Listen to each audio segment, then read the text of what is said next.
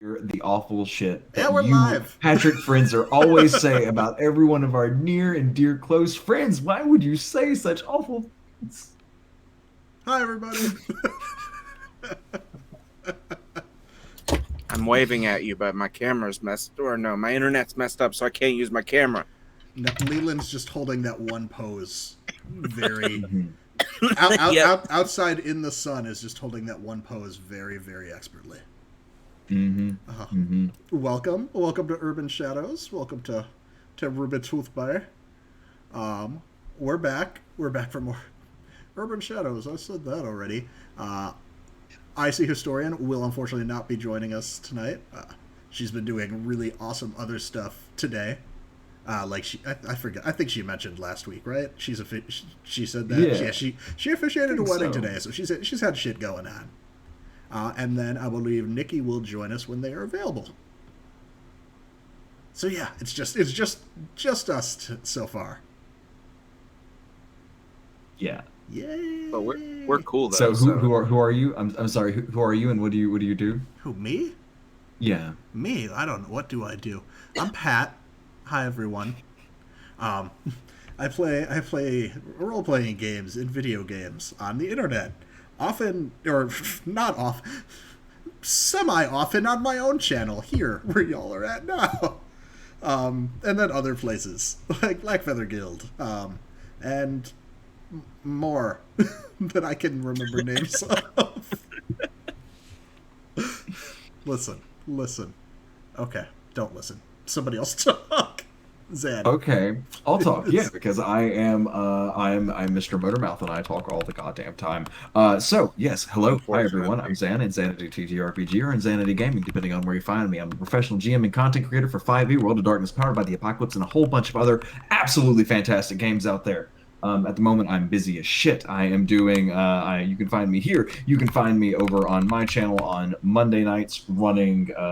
Starting tomorrow with a 10 session streamed PhD kind of video project exploring role playing through different non D20 role playing systems. I am on Tuesday nights on the Black Feather Guild with Standing Stones. Wednesday nights, I'm back here again with Pat and some other wonderful folks to do a great They Came From Beneath the Sea 3 shot. Thursdays, you might find me on my channel doing something if I really feel like hating myself and streaming every fucking day. Friday, I am both. No, Friday mornings, I am all over on the Coffee Nebula. Saturdays, maybe my channel, and Sundays you can find me here again because I'm so fucking busy. I also have a publication coming out fairly soon that I will be able to share some more details on and hopefully some teaser art of here in the next coming fucking weeks because it's going to be great and it is based off the best thing about 3.5 Dungeons and Dragons, and that's all I'm going to say because if I say any more, I have an impending sense of dread that I would give something away. prestige classes. I've already said too much. I've already given a hint, and it was too much.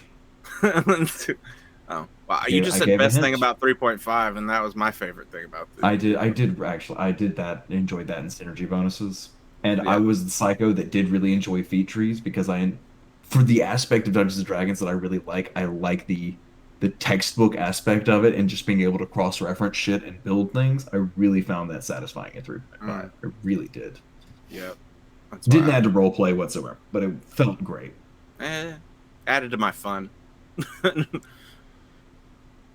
Oh, hey, I'm Leland. At Leopold the Just. I have currently just a picture of myself. That's my best self. Now, Uh, don't be is in my fooled. picture. Leland does still exist in 3 dimensions somewhere. Yeah, I don't have a beard and I don't have hair anymore, except for like this weird skullet thing. But anyway, yeah, you can find me on this channel semi regularly, as Pat said, and you can find me also on the Black Feather Guild. Um, I'm playing Vesuvius Nero. He is the Tainted playbook, which means he fucks heavy with Satan. Um, that's basically a good description of it. Sure. But yeah, More like your boss keeps promising he'll introduce you to Satan one day, but it hasn't quite happened yet. that doesn't mean he doesn't fuck heavy with it. But yeah, I am. Yeah, I don't really have anything else to say. I'm like intimidated by all the shit that Zan said. To be fair, Leland, I am manic. And I was manic 2 weeks ago when I fucking made the schedule that I now have to live with. Oh, So, I work for a company called Zombie Orpheus Entertainment that makes films, and now we have a Kickstarter for to save our company from the pandemic.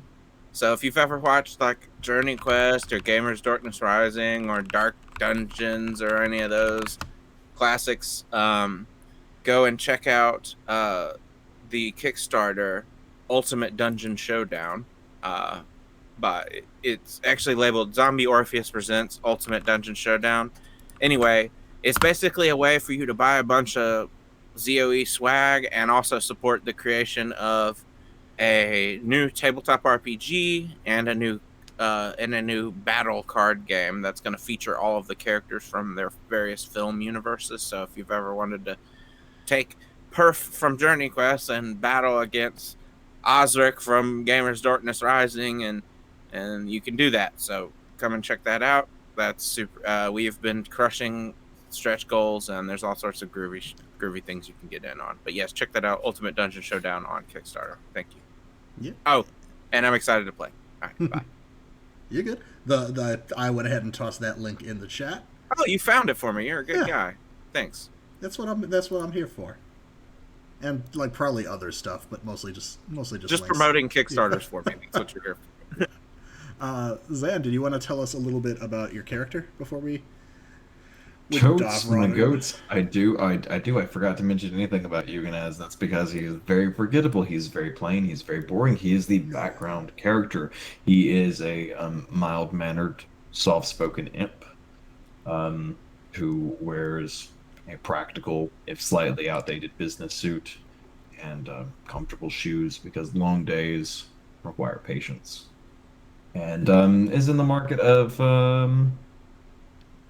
giving folks a place to meet and greet and a place to not be seen. And some things have been looking up for their side on that. You know, we've got some cool stuff going on. Looks like some things are about to pay off for old Eugenēs Gray. Why did I absolutely just pictured Eugenēs' Millhouse with the flood pants. I mean, kind of, things yeah. Things are finally coming up for Eugenēs. Man, you see, but Eugenēs actually, things are not bad for Eugenēs. No, he makes them work. The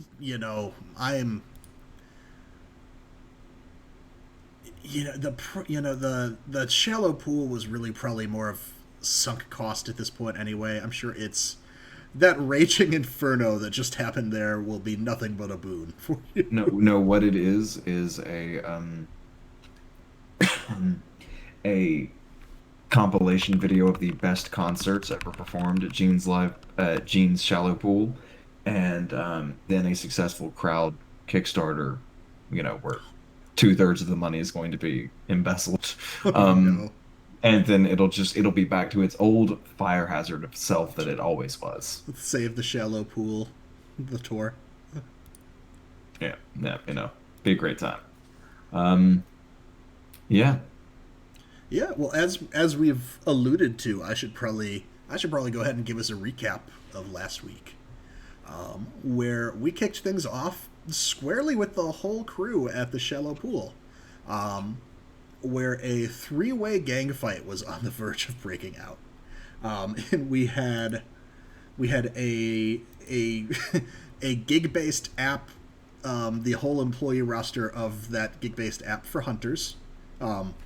Hunters in quotation marks, as we found out at least half of the employees are not very good at their jobs and have essentially been being sent to houses that aren't actually haunted to exorcise them.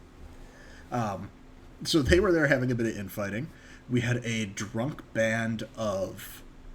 We don't know exactly what the what Site's crew is, other than that they're called the Apex Project and work for Power, the Power faction. and apparently could throw fireballs around like nobody's business. And we had the Frenzied, which were a night-based gang of werewolves and vampires. And we quickly discovered some of those groups didn't all get along very well, and the shallow pool turned into a full-on bar fight. Full-on? Nah, you don't think so? Nah. And, you know, bar fight. Bar fight's a lot. It's More of a pub it was a tussle. small to do. Yeah, it was a tussle. It was Yeah. a small to do. The party, the party kind of divided their attention. They managed to remove one of those three groups from the fray pretty quickly. They essentially got rid of all the hunters, so they were only part of one inter-gang snafu, I guess we'll call it. Let's see what else happened.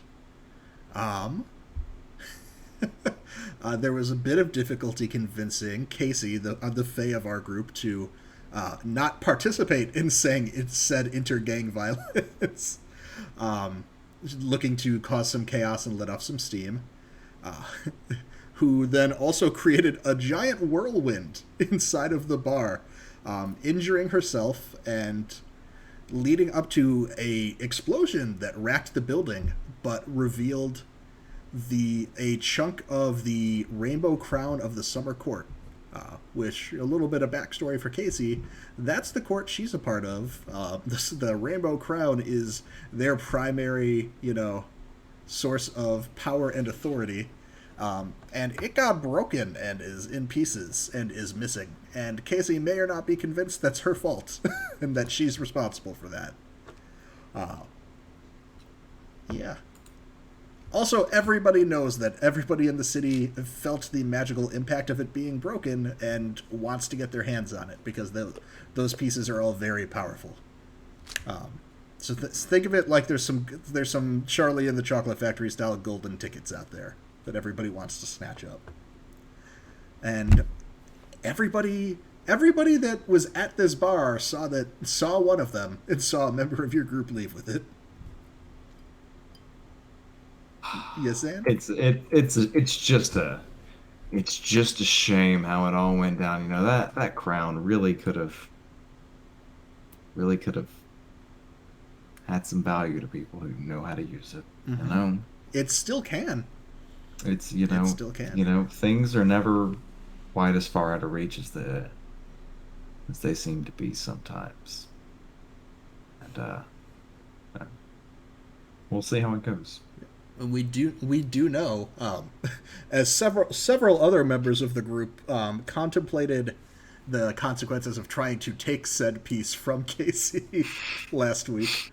I would like to point out that my character made the decision not to do that, and he actually had an opening to do it easily, and he chose not to. So. I never said that Vesuvius chose to do it. I said that people contemplated it. They considered their options. I'm just real proud of my decisions. All nice. I almost lost a debt trying to get you to do that shit. Yes, I forgot about that.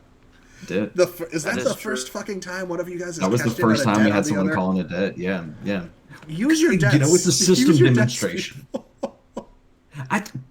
They are meant to be used. They are your currency in this game. And they a whole bunch of other.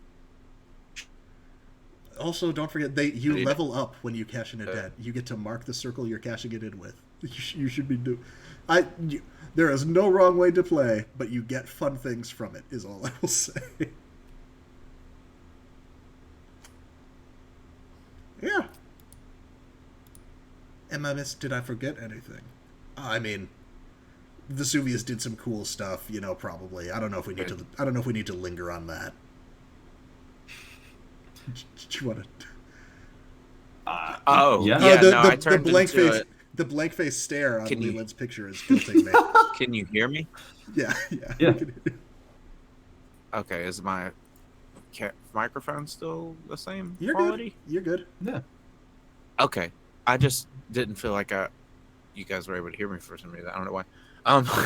Okay. Yeah. No.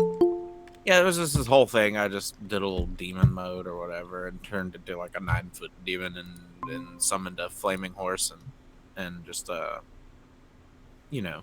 phased through the wall. That's about it. It wasn't that cool.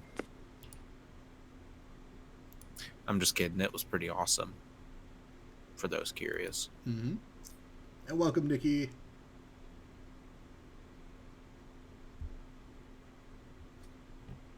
Who may or may not be. Hello, Nikki.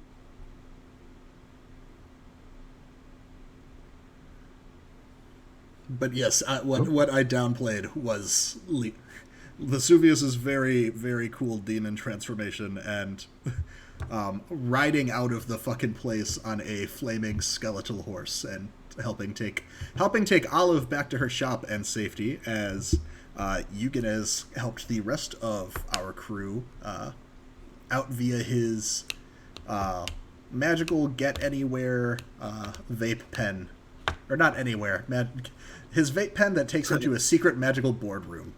Specifically one place. Yes, just one place. Just the one. It's his business vape. This is yes. But yeah. No, yeah, that was cool. The whole scene was just awesome. There was all sorts of crazy stuff going on. It was great. Mm-hmm. Go check it out. There was also Chevy Chase. Sound. Listen, No. Listen, do I need that? Yes, I do need those reminders, so thank you. We've got sound today, too. Yes, we will stop stalling with me mumbling and other people covering from my mumbling. And we will jump in with our poem, as per normal. This week's poem is called Shoal of Sharks by Richard O'Connell. Oh, look at all the porpoise, someone shouted, while passengers ran to snap their cameras. But what they leaned towards was a shoal of sharks before us, moving like a floating island. A seething multitude of tails and fins, fleeing the fury of a hurricane hundreds of miles away. They splashed and swarmed, slashing the sea to threads of hissing foam beneath us, tossing bellies to the sun, staring into the blood pits of our eyes, ferocious for the flesh and stench of us. Lucky for us, on our high-tech ark, looking back on life's primeval broth at such perpetual and perfect kin.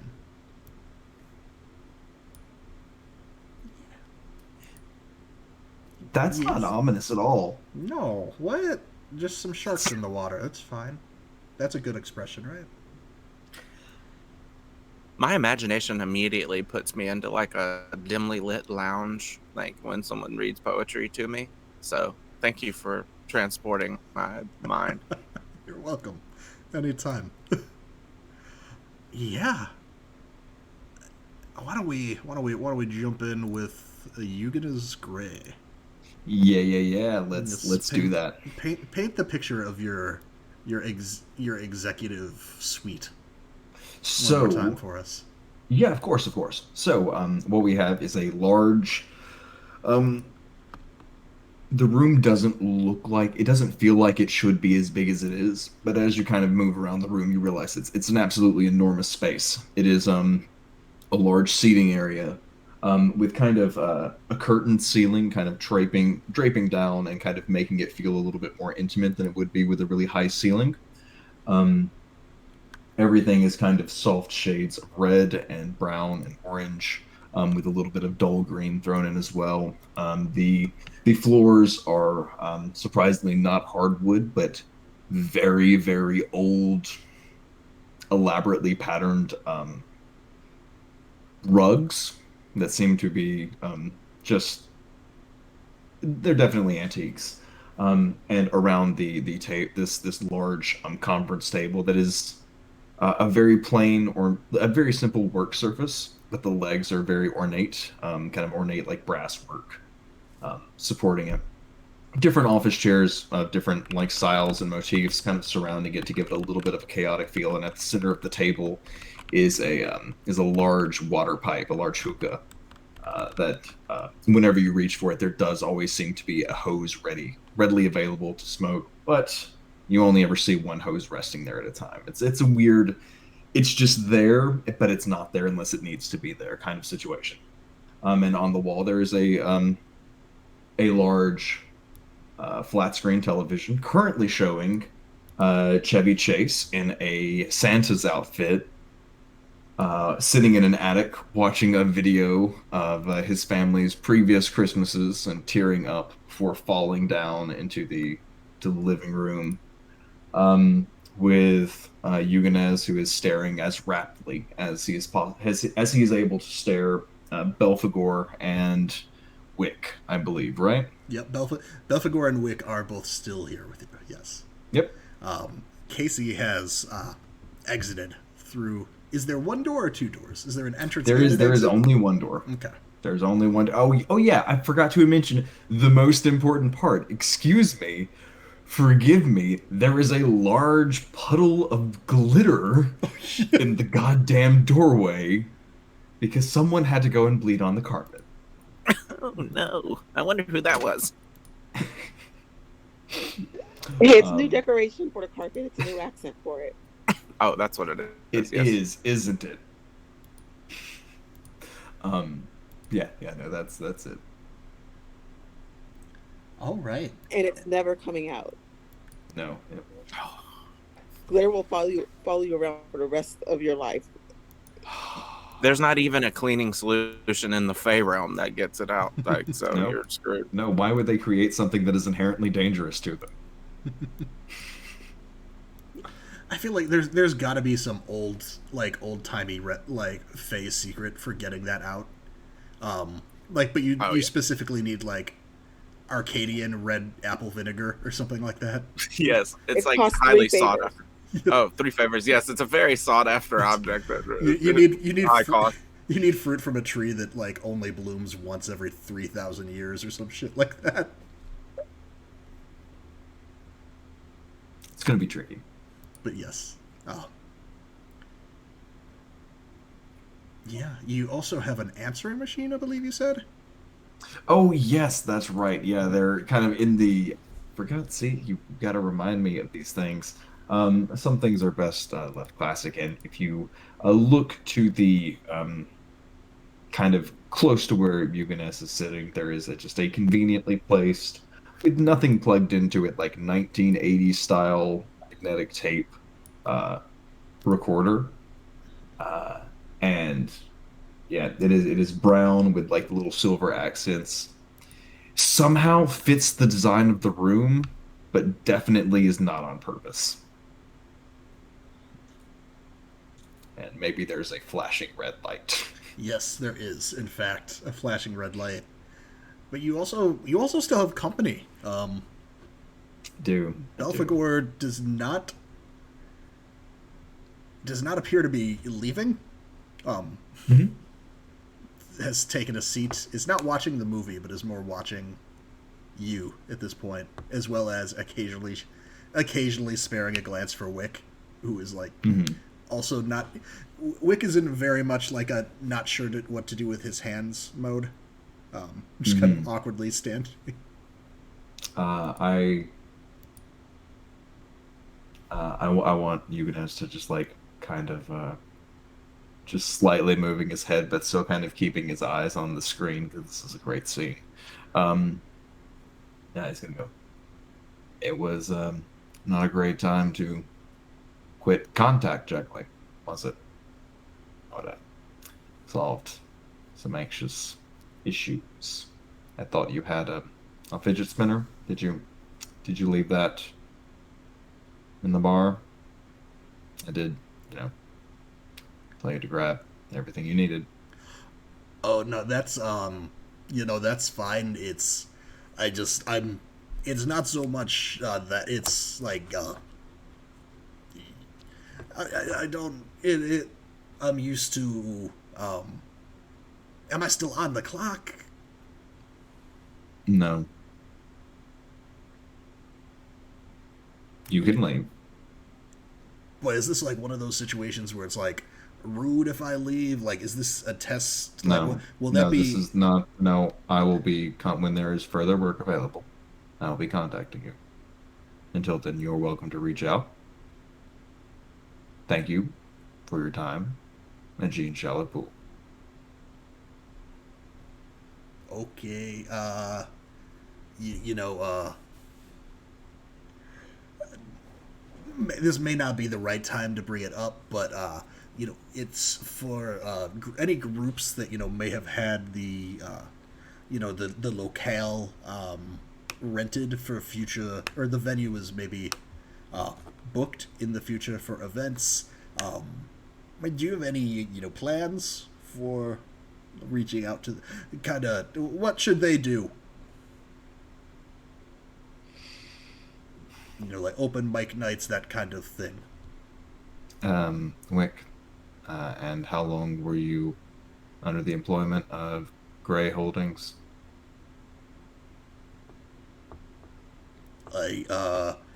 Gosh, I don't know. Was that always? Are we talking Gray Holdings, or wasn't it? Didn't that get? I thought you had it with like a different name, but then that got dissolved, and you took like the next name. I thought Yes. Is it still all the same thing? We're referring to the timeline as Gray Holdings at this moment.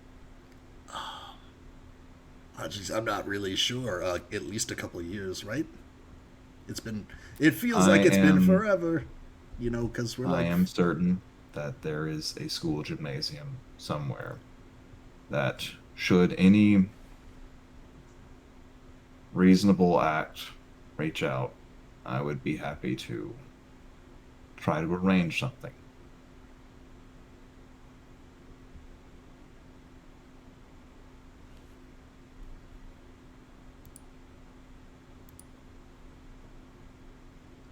Oh, okay.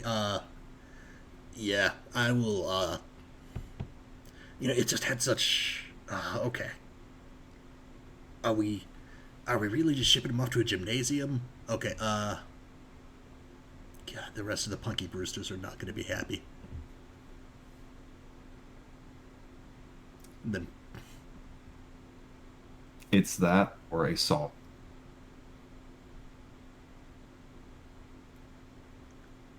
That or a song, you said? Sawmill. Sawmill, okay. What kind of... I never... It's not really set up to be an entertainment venue, is it? No, but I mean, I guess like maybe... I don't... I mean, there's certain people in this town that would, like, oh... it depends on how you market it, I guess, because it's like, oh, why are we all going out to an old sawmill? Must be something cool out there. Well, Wick, thank you for volunteering for the next venture. I will email you on Monday for further details. Oh, okay. So, yeah, okay. He just kind of turns around and Yep. I will hear from you then. I don't know Have why a wonderful night, Nick. I don't know why Wick in my head has now become a combination of Teddy from Bob's Burgers, but then also Milton from Office Space. I could see. Yeah. It's very breaks my heart for Ron Perlman. Yeah. Oh God, I forgot that's who the face claim was. Yeah, the face for all the audience out there. The face claim for Wick is Ron Perlman. So just imagine weird Ron Perlman improv. Fucking Punky Brewsters. Well, he seems like quite a dedicated employee. War never changes. Sorry. He is short-sighted, but reliable. And that is the thing that is good to have. I wouldn't know anything about that. I assure you, that's not... Who could recruit from such a pool? It is a rare coincidence of talents, isn't it? You have to hold on to it when you find it. Yes. Well, I imagine well, no, you know all about that as well, on the other side of things. Some of us have a bit more... It's exactly as you said. Sometimes a bit more influence is required to keep contracts in place. You plan for the long term. patience. How did you get out of yours, by the way? That's quite a secret. I would be happy to tell you, but I would be giving away part of my story. And my story, much like myself, has worth. That's fine. You can keep it. I'm certain. I'm certain one day I'll manage to make Brim spill that secret. His loose lips have gotten him in trouble before. That's for sure. Yes, it's not. It's certain. What I will say, in that, what I've noticed of his recent business acumen, I think he's certainly hurting from no longer having someone of your talents underfoot. Good. Thank you for the news.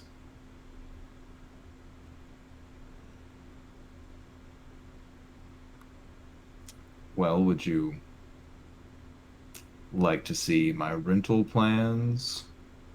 Or is there other things that you would like to discuss? No, I don't need to discuss. Well, I guess I should say I don't need to discuss anything. I'm always here to listen. I'm quite adept at making problems go away. As am I, for a time. Though certainly to a different scale. I know my limits, but I operate well within them. When you're looking for work in the future, when you're looking for partners in the future, I hope you keep me in mind.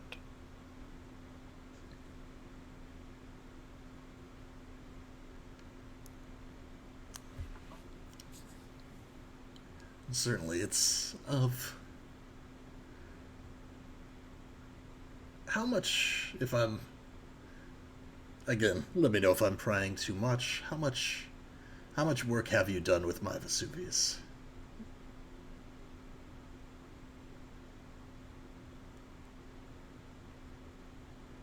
As a courtesy, I have employed him thrice.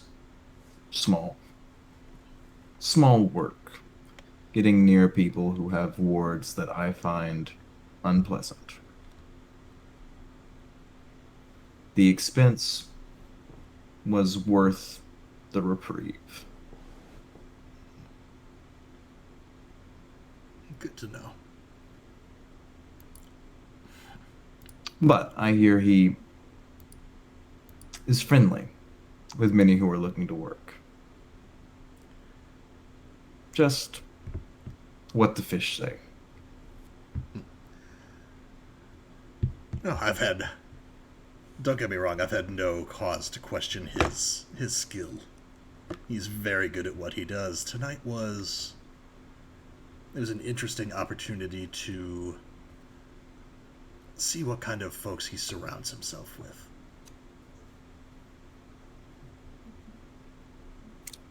And to see the kind of folks that actively seek his presence, I'm sure.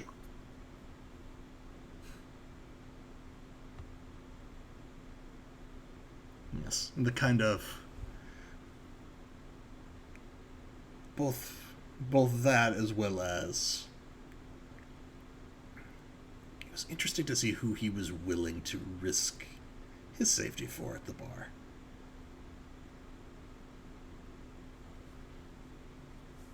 It is. That's just an interesting side of him I don't get to see on solo assignments. So I hope you enjoy the use of that crowbar or whatever other leverage device you would like to use as a placeholder for that. I'm sure you're going to use it when it's needed. That's I know you noticed it too. If you happen to, that's the piece of the crown. I know you noticed it too, and you knew what it could do If If it you would ever have been in s- arm's reach, I would have torn anyone's throat out to get it. I noticed. Well, if you're ever looking for any serious partners in pursuing that, I hope you'll let me know. You seem to be the only other one. Well, you were one of two there in your party that I saw that seemed to fully realize just what a prize it would be.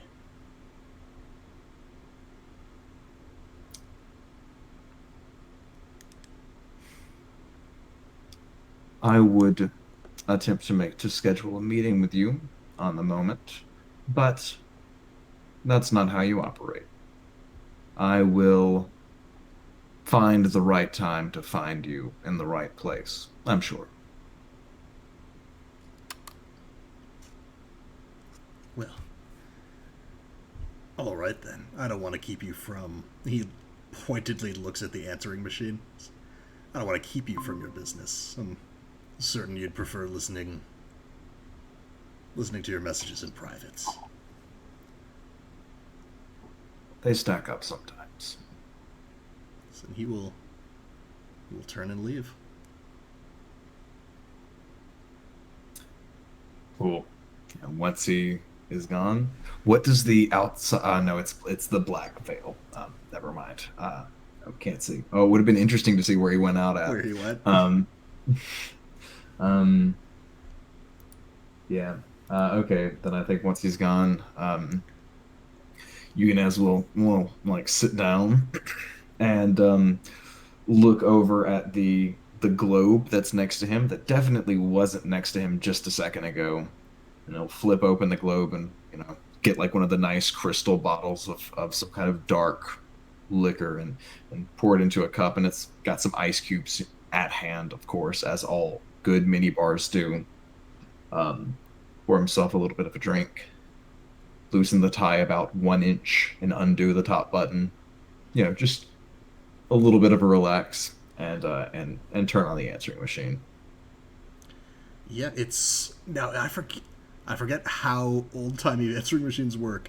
Is this one that has a number beeping telling you how many messages you have, or you just have to listen to the tape? I think you just listen to the tape and just hope it ends. Just hope it ends. Oh my gosh. Yeah. That was always the thing to do if you called someone on like one of those. Just like leave the phone on at the end of it, and they'll think that that's the last message on the machine. Oh. Yeah. Yeah, if you were a shithead like me. Yeah.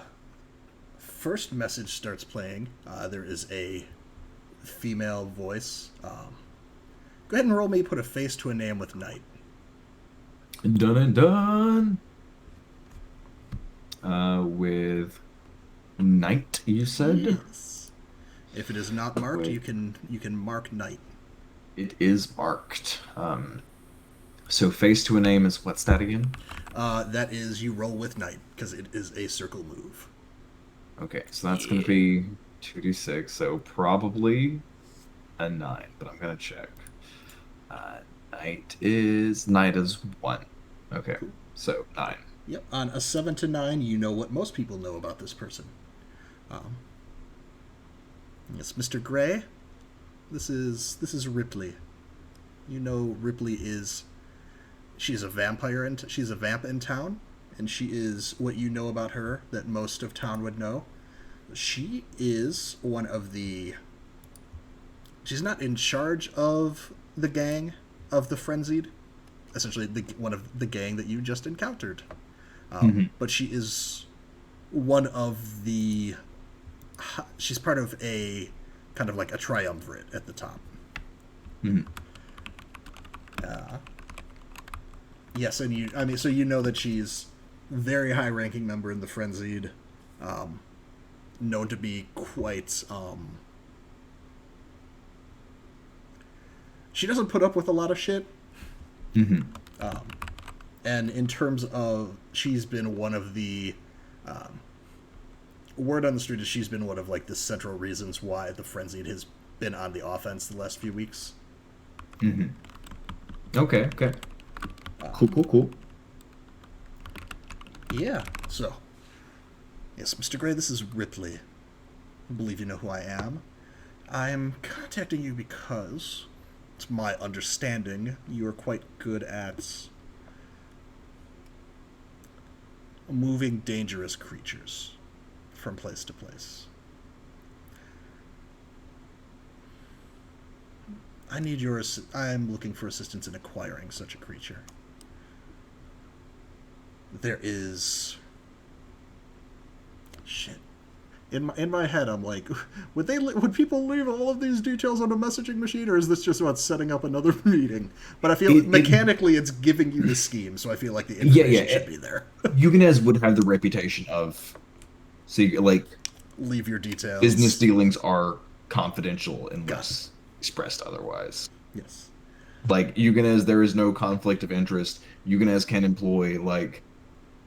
Eugenēs can sell arms to the people trying to free someone and be the landlord on a place where someone is being held captive. Like, there's no conflict of interest. Everybody is fine. Yes. So she'll continue. I was assured by someone in your employ that you've got not just the means of obtaining these creatures, but you have your hands on a leash that lets you exert some level of control.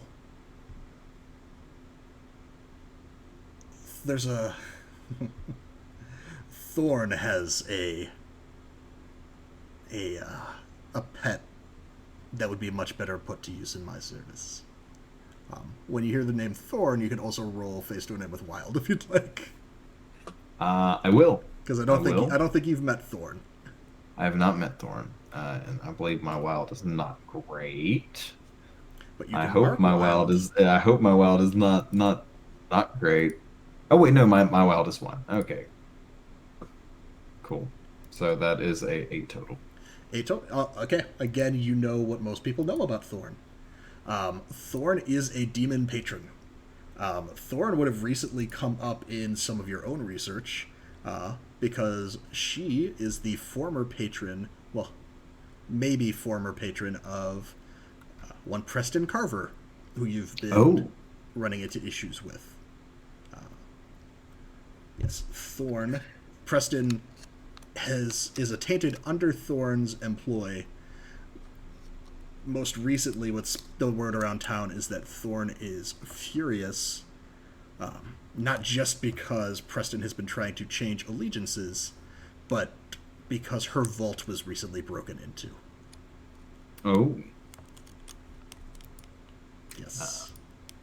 Okay. And so, that is the message that you have from Ripley. And for those at home, this is part of the Imp playbook of Eugenēs gets a variety of schemes.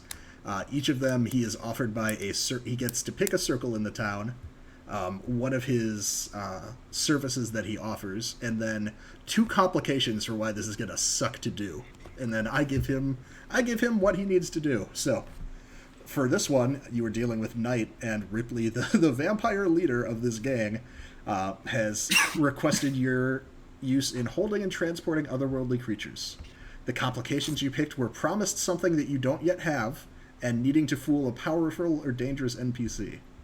So you will need to, in theory, you'll need to fool or trick Thorn to get her pet from her. And they are under the impression they have been promised that you've got a means to control this pet. Yeah, that's not great. Good to know, but not great. I think Eugenēs will just... Great. Let's see. Yes, we get to the next message on the machine. And did you give a quick breakdown summary of the scheme for the first one as well? Oh yeah, so it's like the one that we've completed. Yeah, so yeah. it's No, for the first one of the 2 tonight. Of like it's this for this for this, or did I just completely fucking zone out for a second? Might have just zoned out. I'm not sure. All right, no worries then. So that was the imp playbook has a whole bunch of schemes typically in play at once. We've wrapped up one scheme, which was the stakeout hunting app. Essentially, wanted the bar to hold the meeting that was there, which ended strangely, but was successfully completed. So that is one scheme under Eugenēs' belt. They're getting some mechanical rewards for completing that, and we've got a variety of new schemes now that he's going to get into, that he's got the option of pursuing. So that was the first message. The second message.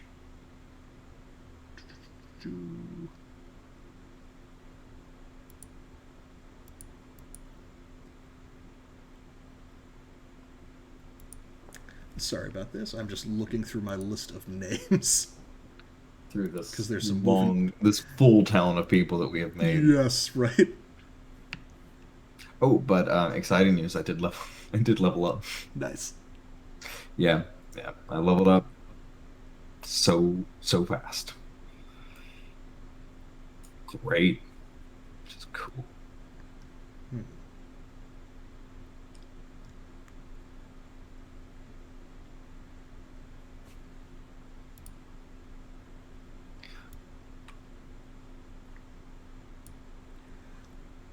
What? This next one's a bit weird. So it clicks like it's going to have another message, and then it's just like a loud, like tonal sound. Mm-hmm. Do you have any kind of like fax machine or something that you can conjure up? Yeah. Oh yeah. There's definitely a fax machine. Yeah. But Pat, so yes. What's up? I'm gonna be a dick. So I'm sorry. So at the start of that, so at that last message, I would have advanced. I would have gotten to pick an advance. Sure. And so I'm gonna pick an advance, and the advance that I'm gonna pick is friends in low places. And so was the NPC someone that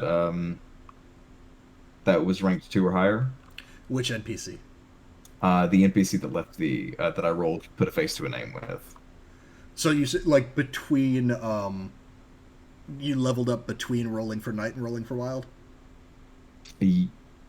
No, shit. Okay, if I have to roll it again, then I'm doing it. Okay. Yes, so it's at least the second message seems like it's some weird total bullshit. It's like just like a grating sound that you don't know how it got left here, but it's gonna need some other format to hear it, which I'm sure you can. This place is like some liminal bullshit pocket dimension. You can absolutely convert that while you're in here.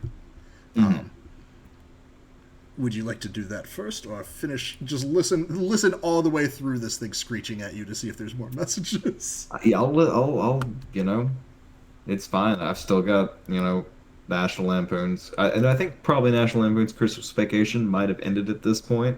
I think probably the next one that's on is going to be like the Tim Curry Clue. Is there another Clue? I don't know. Not in my heart. And yeah, just watch Clue and listen to this terrible screeching sound and slowly sip whatever they're sipping.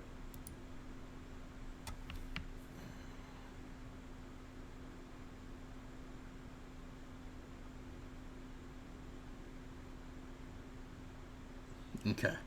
Yes, so the machine screeches at you for a bit longer in time before it stops, and then you get to another voice on the machine. Yes, Eugenēs, right? This is Lennox. Go ahead and put a face to a name with Knight if you would like. Boom. I'm going to. And I'm going to get a hit, I'm sure. I'm 100% positive. I'm going to get a hit on this. Face to a name with Knight. My Knight is... It is 1. +1. Yep. So we're going to hit that 2d6. Oh, no! I'm not in roll 20. Can you verbally call that out? I sure can. That's a That was 4. a 4. Okay, thank you. Uh, It works. It's good to call it out for caption. Absolutely. No, thank you for reminding us. Mm-hmm. No, it's okay.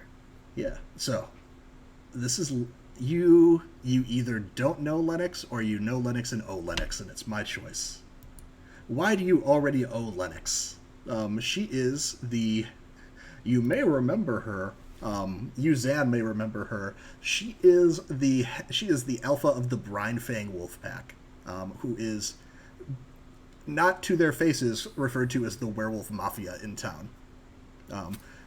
They recently, hung out at Cinderella's castle and got to meet Kasey during our time skip. So what would the head of the werewolf mafia have done for Eugenēs that you owe her a debt?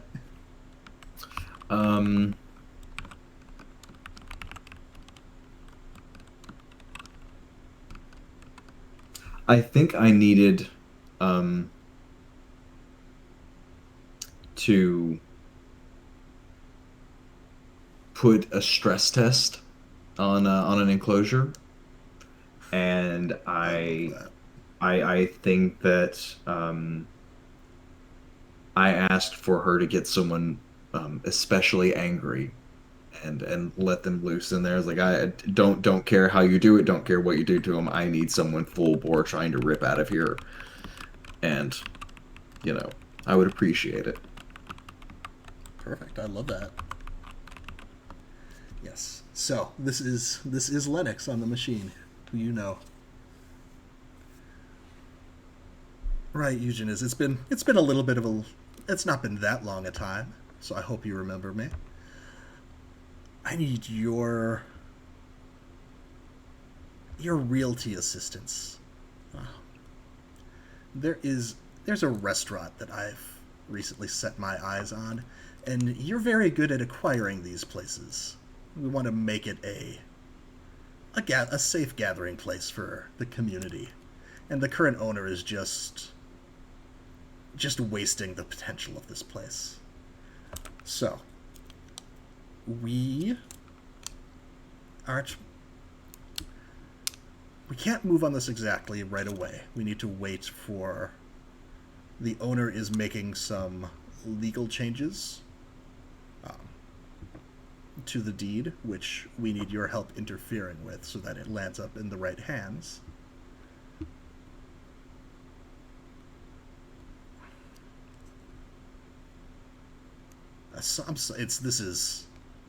Please let me know if we're overlooking anything here. Obviously, this is far more in your court than mine for the most time.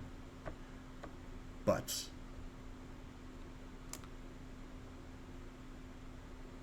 I've included some contact information for you, someone that I hope can move things along, because we will, once the paperwork is in place, we've got a surprise party planned at the restaurant that they will need your help preparing. You'll call this is the number for who you'll be working with. And she leaves the number. Okay. And she also gives you the address for Cinderella's restaurant. Great, yeah. I think I've definitely also had a few of the cars towed at some point. Yep. So, scheme-wise, this is another scheme for Night, with operating a gathering place or place of power, with the complications you needing to wait for a predetermined time or event, and you require an unreliable or untrustworthy co-conspirator, whoever this person is that you are going to be working with. But yep. The gist of the matter is Lennox needs some paperwork to go through, and then some bad shit is probably going to happen at this restaurant to remove its current owner. Little party. Okay. Cool. Now, the move you were asking about, is it whenever you roll, put a face to a name? Only on a hit. Okay, got it. Only on a hit, which breaks my heart. I don't want to lie to you. I'm not going to. I'm just say only on a hit. Got it. So, then the only remaining thing is you've got your dial tone beeping message. stop it. And having completely memorized every word and inflection and pause and cadence and the subtleties between the words, just erase the whole thing. Including that third one, the middle one. The middle one? That was the one that was all like dial tones and shit.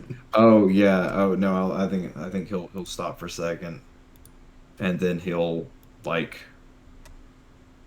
look down to the whiskey and have a drink and put it back. And when he goes back to mess with it, it's a fax machine. Mm-hmm.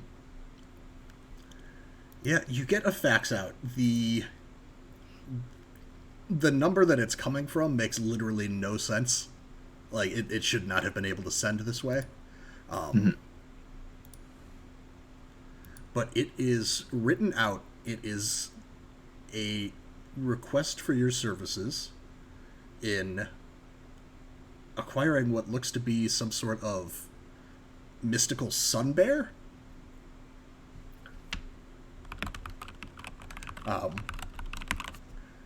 Apparently, this is some sort of fey creature that when coming from Arcadia to our plane, or the traditional plane, has taken the form of a sun bear and can sniff out certain types of magic. And whoever is offering you this contract would very much like to acquire said bear. Don't know exactly where they are in the city, but has left you the information for one of their employees that is supposed to help you track them down.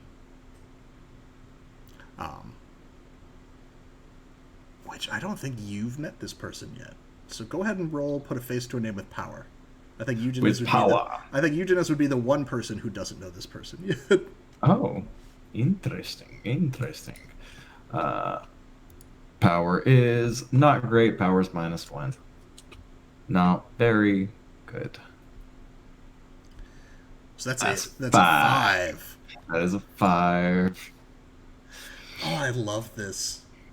Because you also missed on this person when you rolled with Don. What does Eugenēs owe gloves for? Oh man. Well, I think Eugenēs probably took a shit in her. I gave her an upper decker one time. No. Gross. That was what Don did. It was a callback. It was a reference to Don. The notes that I've got under that debt is 1 debt for destroying her toilet, was what we said. Yep, that's it, yeah. No. He beats people up really good. Something to think about. Yeah, so I mean, you know what, Leland? Yeah. Eugenēs does obviously, knowing her, knows what most people know about gloves is that she is a sworn. She's got some holy blessed, knuckles that she fights with, and apparently whoever her employer is who has tried to get your assistance here. Oh. Okay. I think I owe gloves a debt. Yeah, I think Leland's got it. I think there was somebody that just didn't really take Eugenēs seriously. So we took a small step towards recognizing the roles that each of us were supposed to play in that situation. And I think maybe I had some stuff left around that would draw Gloves' attention to them, and Gloves did what Gloves do, did what a sworn do, and wrecked their shit real good. And then I think the Gloves found out that I planted it, and was not super happy about being a pawn. So it was not a situation where it's like, hey, I'll owe you one if you beat the shit out of this guy. It was you set her up to beat somebody up. Yeah, I think Gloves probably approached Eugenēs about it, and Eugenēs was like, yeah, you know what, that's right, I owe you for your services. Let me know if you need something. It's an easier thing to beg forgiveness than to ask permission in this case. So Thank you. Let me know if you need anything. Got it. Yes, so your final scheme on this fucking voicemail, because Eugenēs has 3 schemes in the works now, is that the Circle of Power, wanting you to hold or transport otherworldly creatures, wants you to acquire a mystical sun bear from Arcadia that is on this plane and can apparently sniff out magic like a fucking truffle. Like a truffle pig. And the complications were that you require an unreliable or untrustworthy co-conspirator, gloves, and you've attracted the attention of dangerous opposition. TBD. Oh, or great. to be revealed, at least. Yeah, Pat, because you've 100% got it. TBR, sorry. Right? Tell me right now. Yeah, cool. I think Eugenēs is just gonna just like sigh and put his drink back down where the fax machine was just a second ago and now no longer is, and just go back to watching Clue and start fucking making some calls, writing some emails, and like I think he pulls out just like a sleek little black laptop, and it's got like a really there is a like a wrist rest on the computer. I think he just starts sending out some emails, checking into some stuff, and yeah, I'll have some stuff for you here in a bit about how we're gonna go about that. Cool. In the meantime, who would like to go next? Would we like to jump in with Kasey or with Vesuvius? I see in chat Leland saying Kasey. Is that cool, Nikki? I guess so. Cool. All right. You need more time to shine. You gotta make up for whatever. I don't know. No, that's perfect because it's last time we left Kasey was after she exited Eugenēs's secret pocket dimension boardroom, and wound up at another bar. Looking after she thought about getting medical assistance and wound up at another bar where a mortal named Calder appeared to already be applying some emergency medical techniques to another person, and that's where we left off. Yeah, I think Kasey was supposed to run over and help him. That was kind of the situation. Yeah, it appears to be you, him, and whoever he's working over at the bar, and you just kind of walked in a door that didn't exist before. But so I'll walk over. You're trailing fairy blood. Oh, shit! What happened to you? Okay. While he's talking, you can also you see that there is a young man who appears to be like young masculine guy on the table with several gashes like out of his chest, and this older man is like packing sand into them. I don't think I know we rolled face to a name with Calder, who is the guy that is up and about and talking to you. Why don't you go ahead and roll face to a name with Wild, for who is on the sort of operating table. Okay, one moment. You're good. And you are +1 with Wild.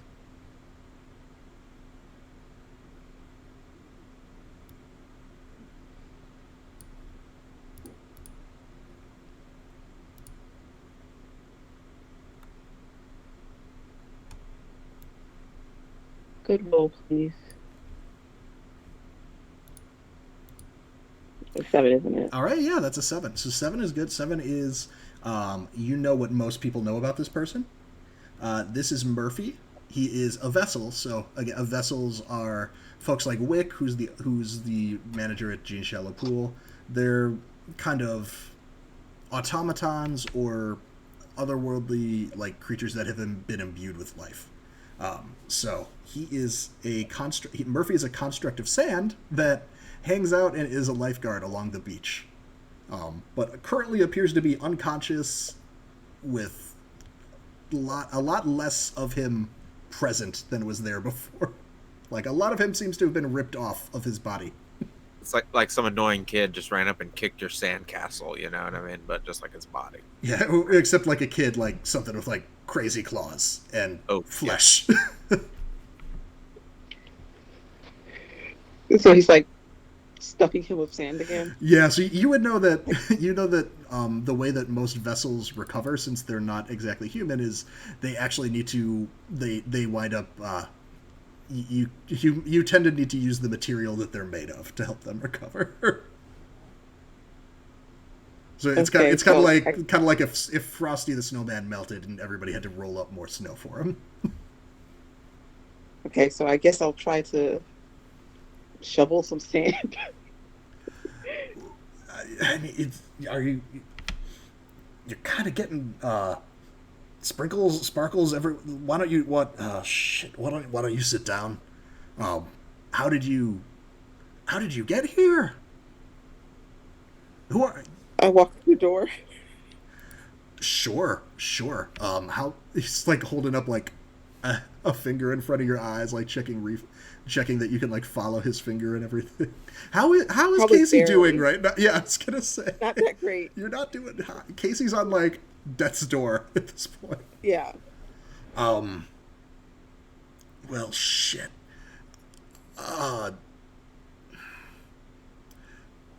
Don't want to make you carry anything. You can stand and walk. It looks like. Yes, we're still feeling good about standing and walking. Yeah, sure. For now, it looks like for now. Okay, we'll move it. We'll move it a pace.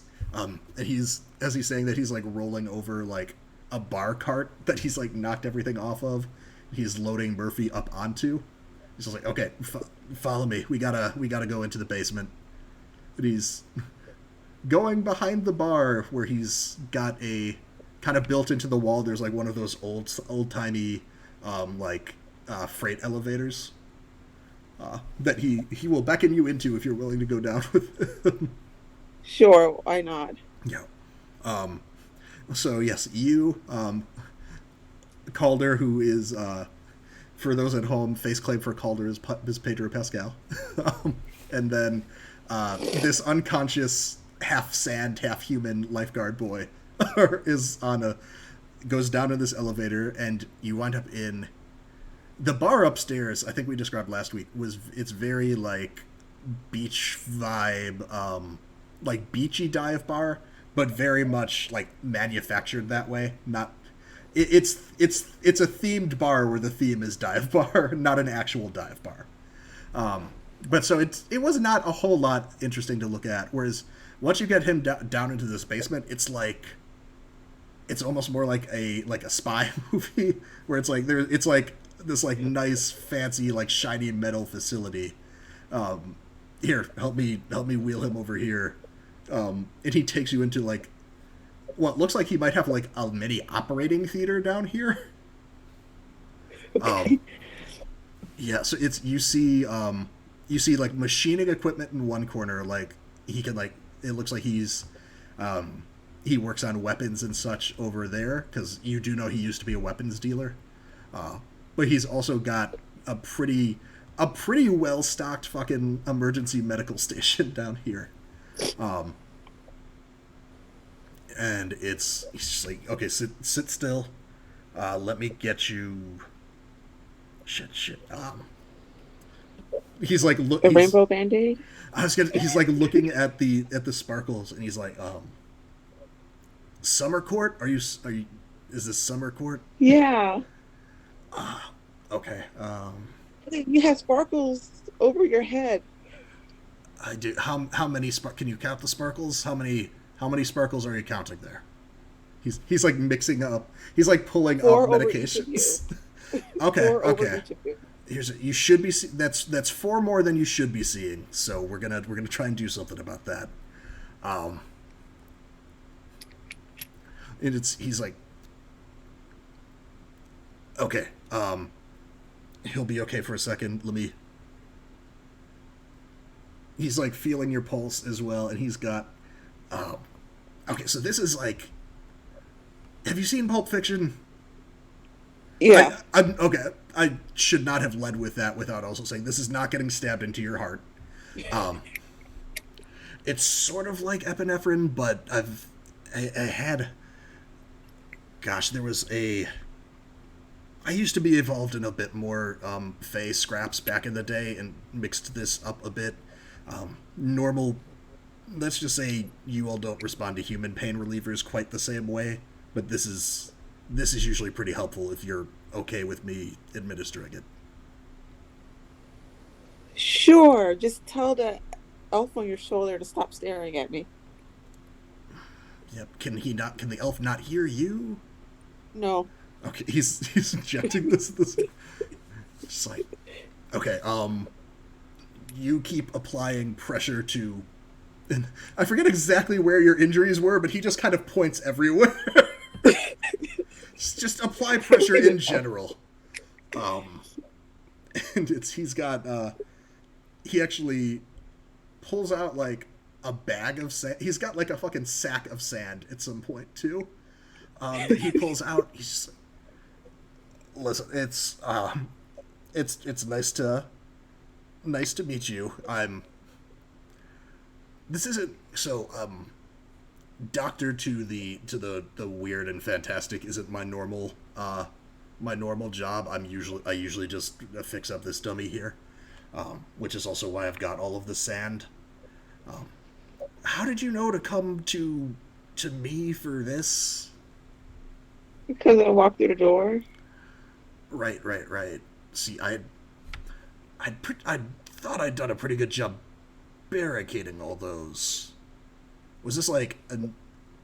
But I know fairies tend to make their own doors. Was this a door you made? No. Oh, cool, I don't cool. made it.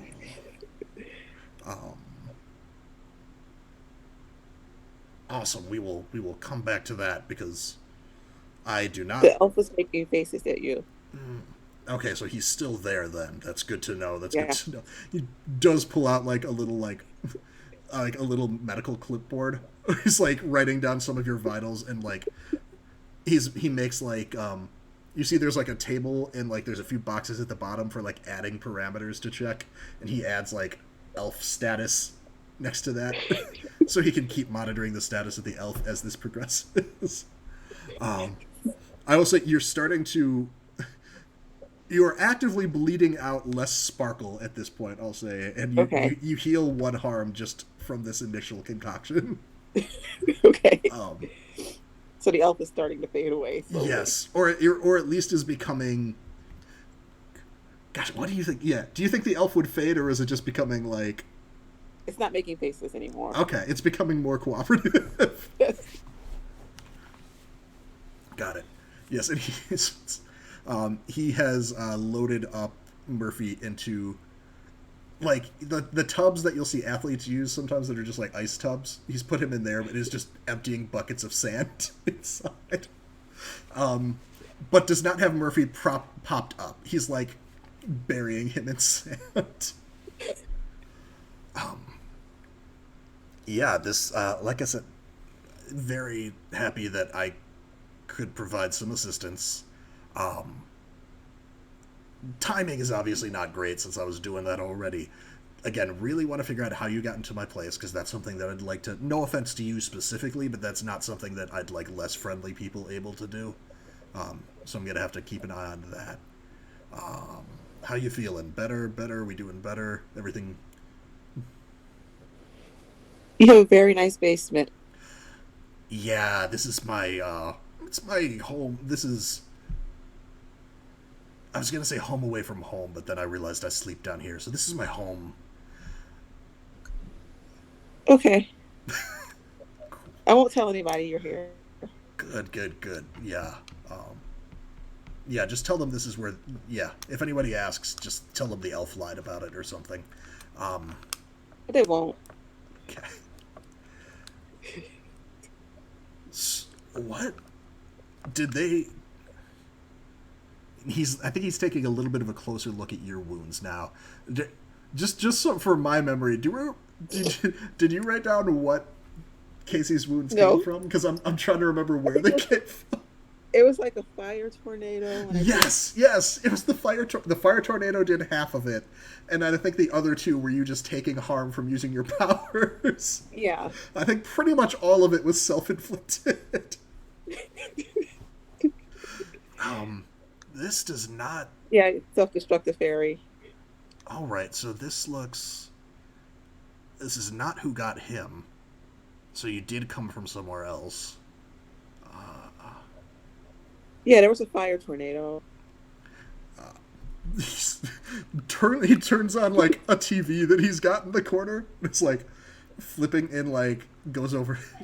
He's got like this almost like not the Batcave, but like computer monitors and TV monitors and shit for, you know, like classic like tech station that these always have in the corner type thing. There was a fire tornado. Are you local? Was this like, are you Ruby Tooth Bay? You know that's where you are, right? Yeah. Okay, and the tornado was here. Yeah, it's just flipping through channels. At the club, I had to get out, and it turned into a fire tornado. And I think at that point, flips on like the local news, which is like just showing smoke and flames coming from like fucking Gene Shallow Pool as like the roof just does like a sad collapse in on itself. It's like, oh, okay, okay. Yeah, I kind of did that. Sorry. Oh, I mean, that's you don't have to apologize to me. I don't go to that place. Yeah, that's a bit of a jump across town. You like. Okay.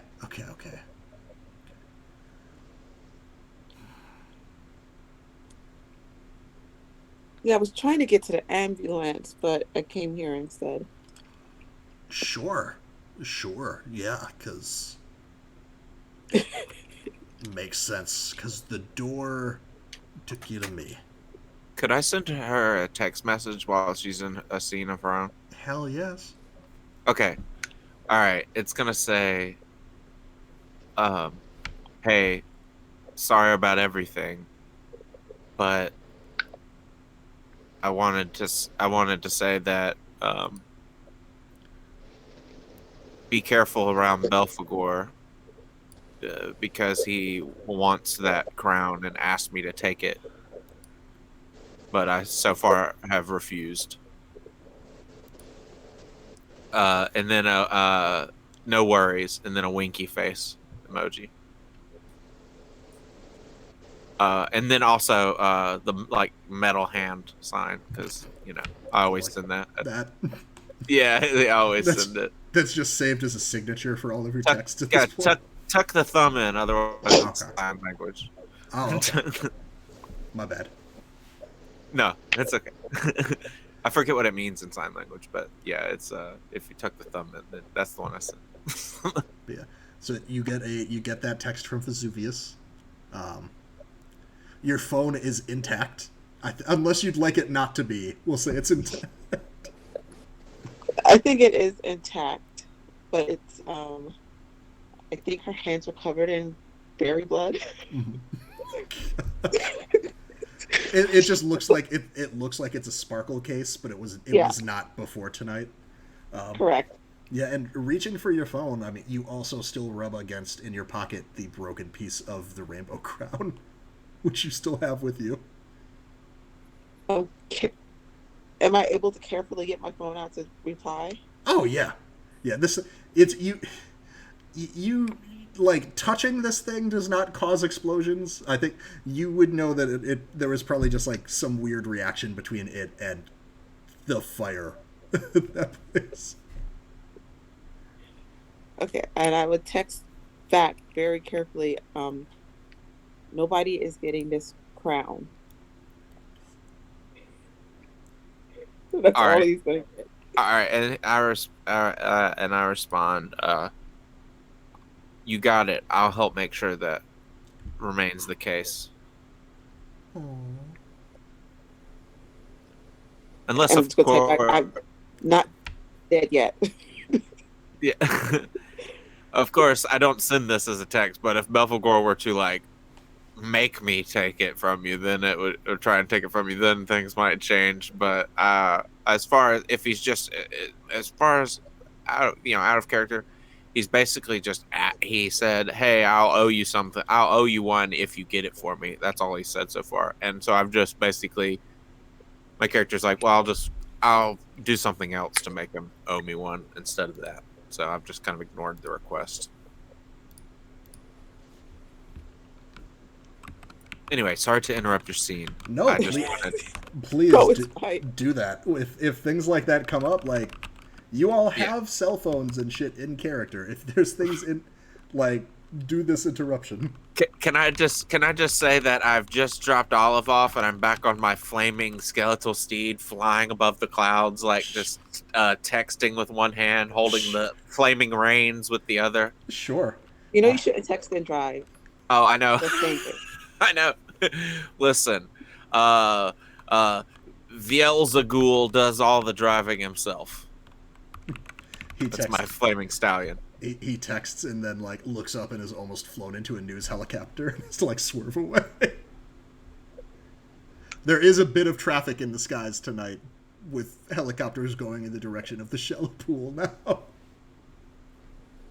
Yeah, that's my off-the-cuff demon name for my horse, Vielzegul. I'm going to write that down somewhere. Nice. He's going to come up. He's going to be a recurring character. Mm-hmm. I'll even put him in the NPC section. If I you put need NPCs... you to face claim Geralt for this. I need Geralt to be the face claim. I'm gonna face claim the Pegasus from the Hercules cartoon, but I'm just gonna open up Microsoft Paint and draw some flames on it, and then that's gonna be that's perfect, because the way that you described you and Olive flying on it last week, I pictured her as like Meg flying on Pegasus for the first time. Oh yeah. Can Kasey call it Sprinkles? You can call anything that you want. Whether or not I would adhere to the nickname or not is a different story, but I don't expect anybody to adhere to the nickname she comes up with. Good. Yeah. Feel free. Vielzegul won't feel offended.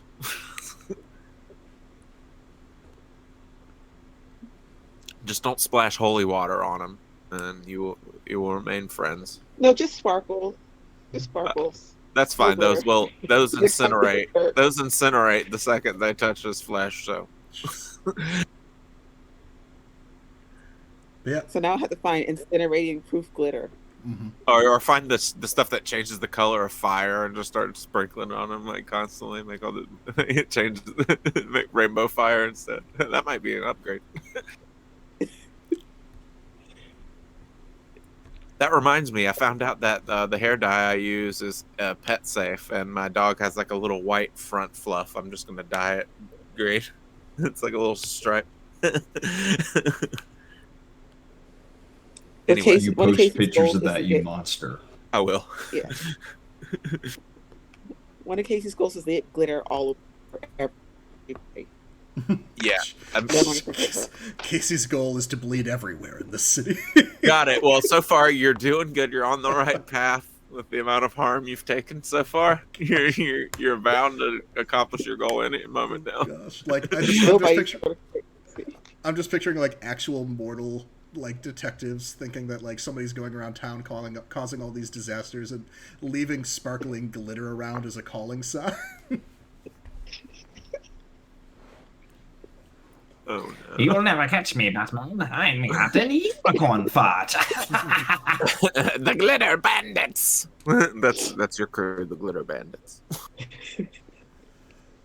But yeah, it's Calder has is just at his terminal station, has kind of given you a bit of time to like. He's got like a medical table if you'd like to lay down, or you can kind of relax to your comfort level as he is trying to figure out what the fuck is going on in the city. I'll kind of like collapse on the metal table for a little while. Yeah. Perfect. What, Vesuvius, what would you be doing now since you've been texting? Would you be trying to find Kasey and check on her, or do you have your own stuff? Okay. So I only asked because we could stick with Kasey for a little bit before we jump over to you, but if you're coming that way, we could combine.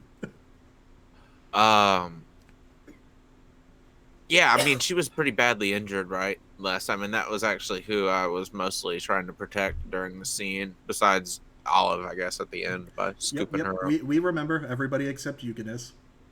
Yeah. Everybody except Eugenēs. I think Eugenēs should take care of himself. The thing is, though, Eugenēs provided every single person in there with a safe and viable exit at a minimal cost. Minimal I did not know about until I was already. It was already too late. You already signed the contract, and you were like, "What am I signing again?" Oh, it's like just click on the term, just click read the terms of conditions and go through the door. Just scroll down. It's one of those ones where you got to scroll down all the way to the bottom before the accept button opens up. Yeah. So my character is just texting and driving through the clouds. I'm gonna text Belphegor and say, "Hey, I'll make it up to you about over that crown thing. Don't worry. I just don't think I could do that to a friend." The text message has been read. All right, that's You do not get a reply. What is it? Yeah, no, he reads my text messages and doesn't reply all the time. It doesn't reply all the time. It's something that my character is totally used to. Let's see here.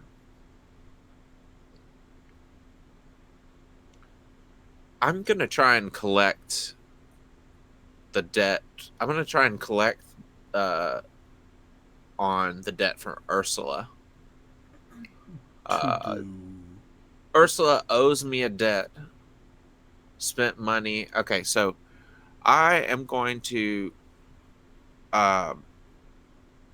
ask. I'm going to try and say, "Hey, help me keep an eye." Does she know Kasey? You don't know. Could I like force them to put a name to a face thing real quick to establish their relationship? Sure. Nikki, I don't think Kasey's interacted with Ursula yet, right?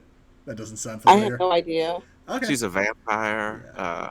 She looks like Rihanna. Yes, her face claim is Rihanna. If you would like to roll, put a face to a name with Knight. Okay. Do you happen to know what my Knight is? I can tell you in just a sec.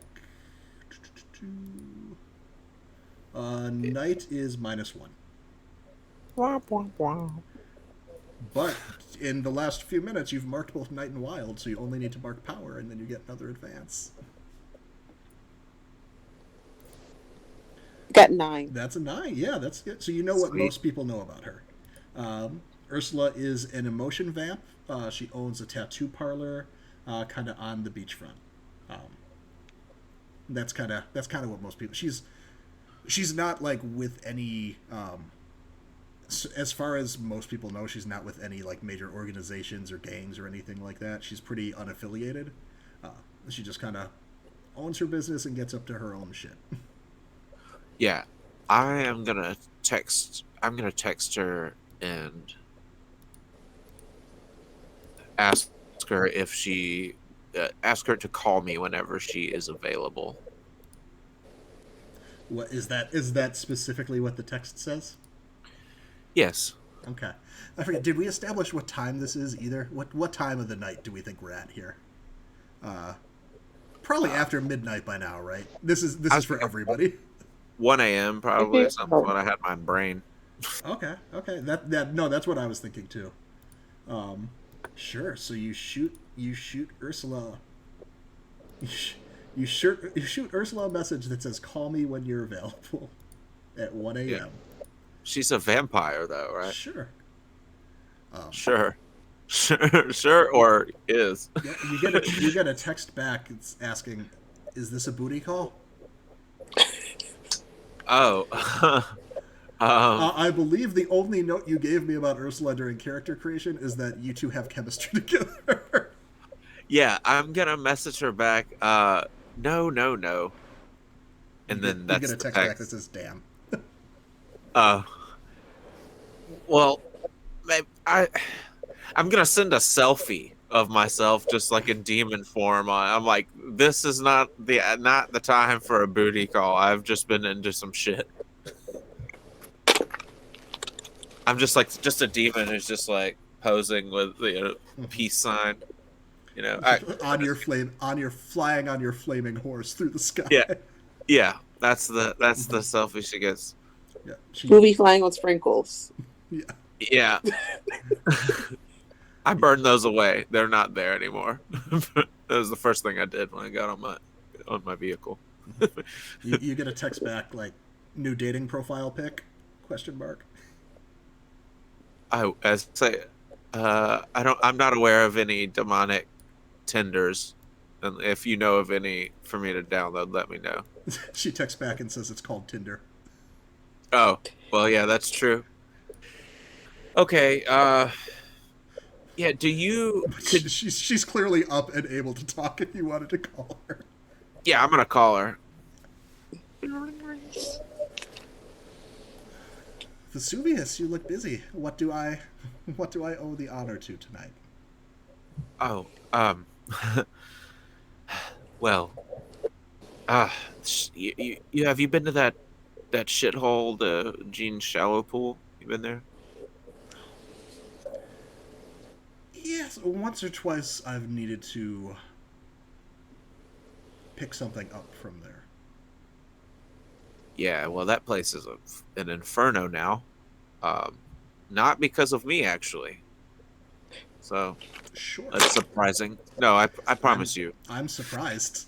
Yeah, me too, actually. Yeah, so just avoid that place for a while. Anyway, that's not why I called you. I need. You didn't call me to tell me about the bar that you didn't burn down? No, I just felt like that was an interesting fact to mention at the beginning here. Sure. I love that our conversations are like opening a Snapple.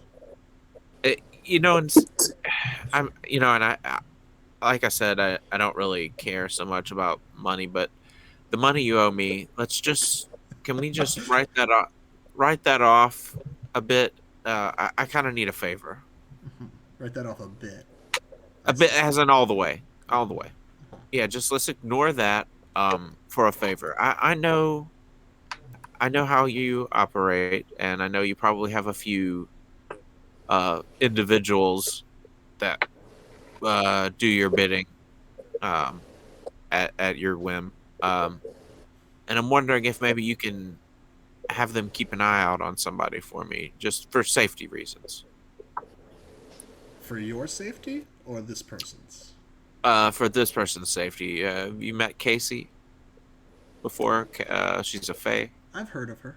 Runs the I could give you details on where she lives and what and stuff like that, and but I just want maybe some extra eyes on her, just keeping up with what she's up to. It's a little bit of it's one part spy, one part's protection. I was going to say, it sounds like you're having me spy on this poor woman. Okay, she's reckless. I don't think she's fully adapted to this realm yet, and she's a bit reckless. And he says from the phone on his flying flaming horse. I'm above the clouds. That's fine. No one can see me. I did almost hit an aircraft earlier, but I avoided it. Everything's fine. Mm-hmm. But yes, she. I don't know. She has something that my patron wants. She has something that a lot of people want, and it seems very important that she maintains it. And I don't necessarily believe that anyone else should have something like that, as it's an artifact. Its provenance is not of this realm, and it should be maintained and protected by someone not of this realm. So I just want to help keep some eyes on her and keep her safe. And if something bad does happen, I want people to be able to let me know of that immediately, at least for the next however long you could maybe help out with that. I mean, I'd love to put more of a pin in the however long I'm committing to staking out your friend's apartment. Just like a week, maybe. Oh, just a week. That's Listen, I know you have like people you feed on who love it. That you could just make do this. I don't understand what the problem is. well, sure. I can certainly send some loyal customers that way, but I guess I wasn't sure if you wanted me doing this myself. Well, if Making you sure want, it gets done right. yeah, no, that if you want to, that's If fine. But I'm I know you run a business. I just didn't want to Absolutely. interrupt that.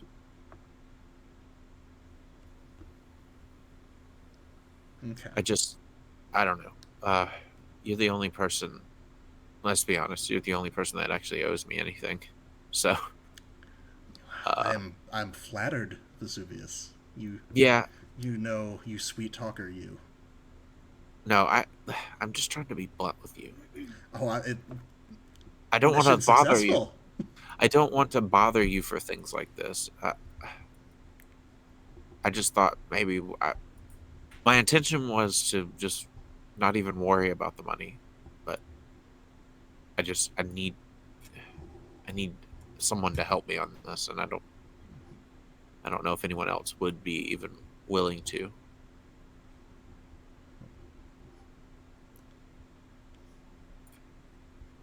It's up to you. I'll just send you the information. You can let me know if you don't feel like talking anymore. I didn't say that. So how's everything? Oh, so we're just hard pivoting then. Okay. No, I forgot to ask. I'm sorry. Things. It's been a rough night. Okay, I'm pretty amped up. Um, No, I understand. I'm exhausted. I also didn't words. I also didn't burn down a bar tonight, so I'm also exhausted. yeah, yeah. But no, I didn't actually though. Anyway, it was a grease fire. As I know that sounds like an excuse. The more I talk, this sounds more like I did it. Whatever. Believe me if you want. Um, She does just like laugh along with you at this point. I was. Well, I don't know that I can promise a week long of my own intervention, but I will make sure. I'll make sure eyes are kept on your friend. Thank you. And I will send me phone numbers of whoever's gonna be keeping an eye on them, because I want to keep in contact with whoever it is as quickly as possible. I just need updates, like daily updates if possible. Now, are we just watching her place of residence? Are we following? Are we following her? Does she know that we'll be watching? And if she does not, will she be upset to find out? Just details to hammer out here. I haven't thought about telling her or not. I suppose it would be wise to do so.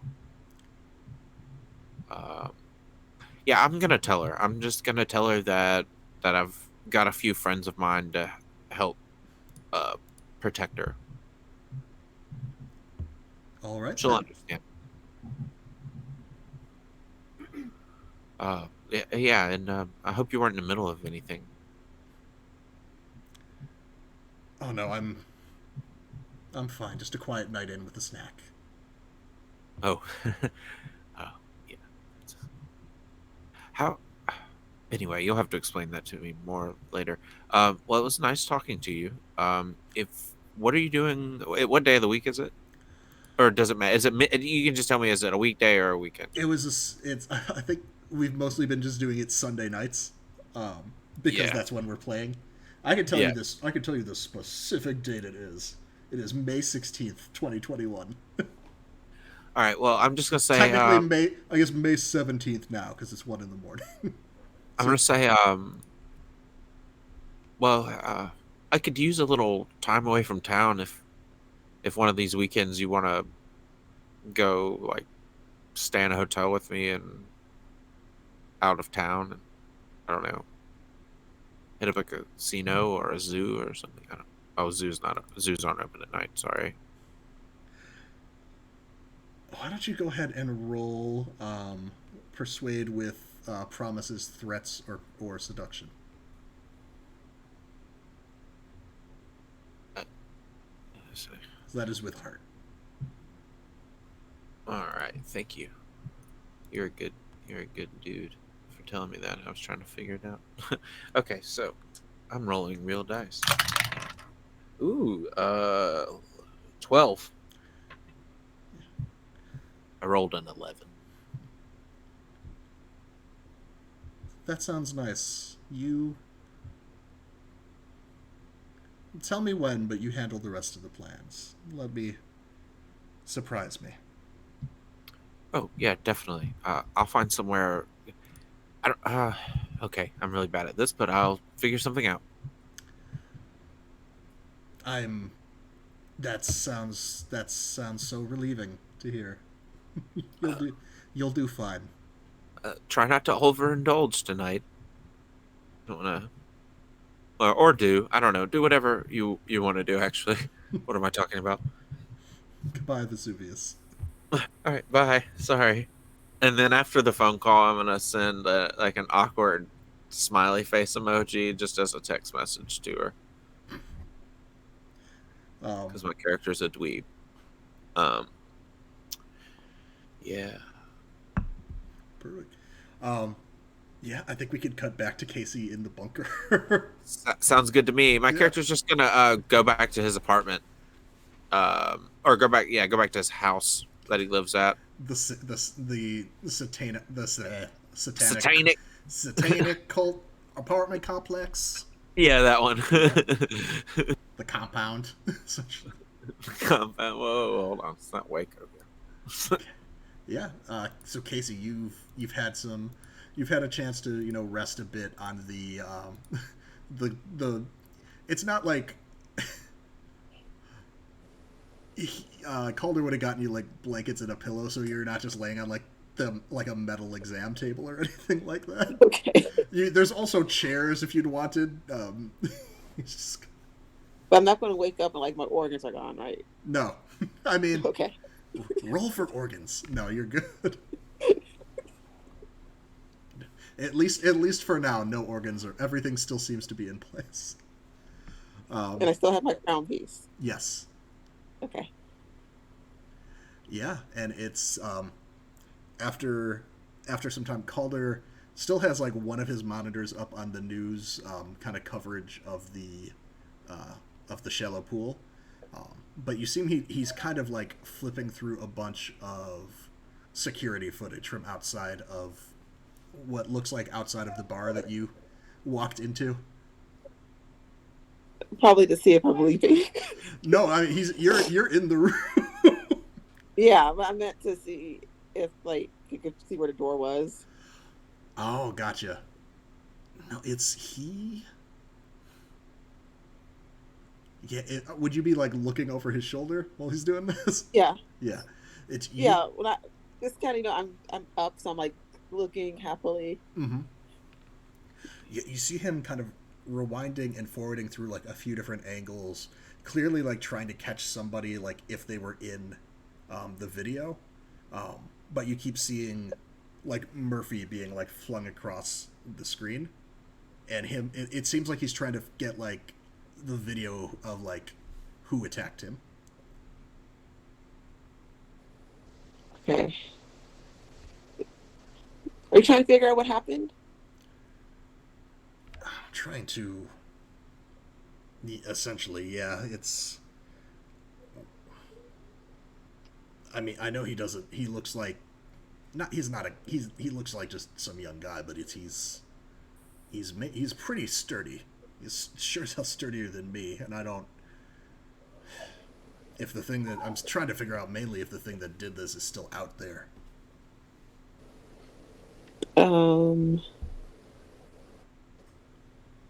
Okay, out of character. Remind me what happened. So you don't know. You came into the Okay. bar and Murphy was already injured with Calder tending to his wounds. Essentially Okay. from the videos that you're seeing, it seems like Calder was attacked by something. Okay. Would I know what it was at all? Um, you might have some things that could help you find out. I'm trying to remember what you have under Let It Out. Because I think you've got something that lets you ask, like, a... I think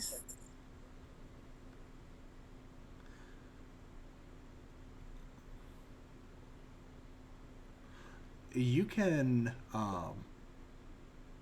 ooh. You got a few... So you've got a few things under Let It Out that could give you some cool options. You can compel the elements of your court to reveal what they have seen. And being like the summer court in the sun, you could kind of... I'd say that they could give you some clues as to what happened, like if you're looking, at the videos and everything.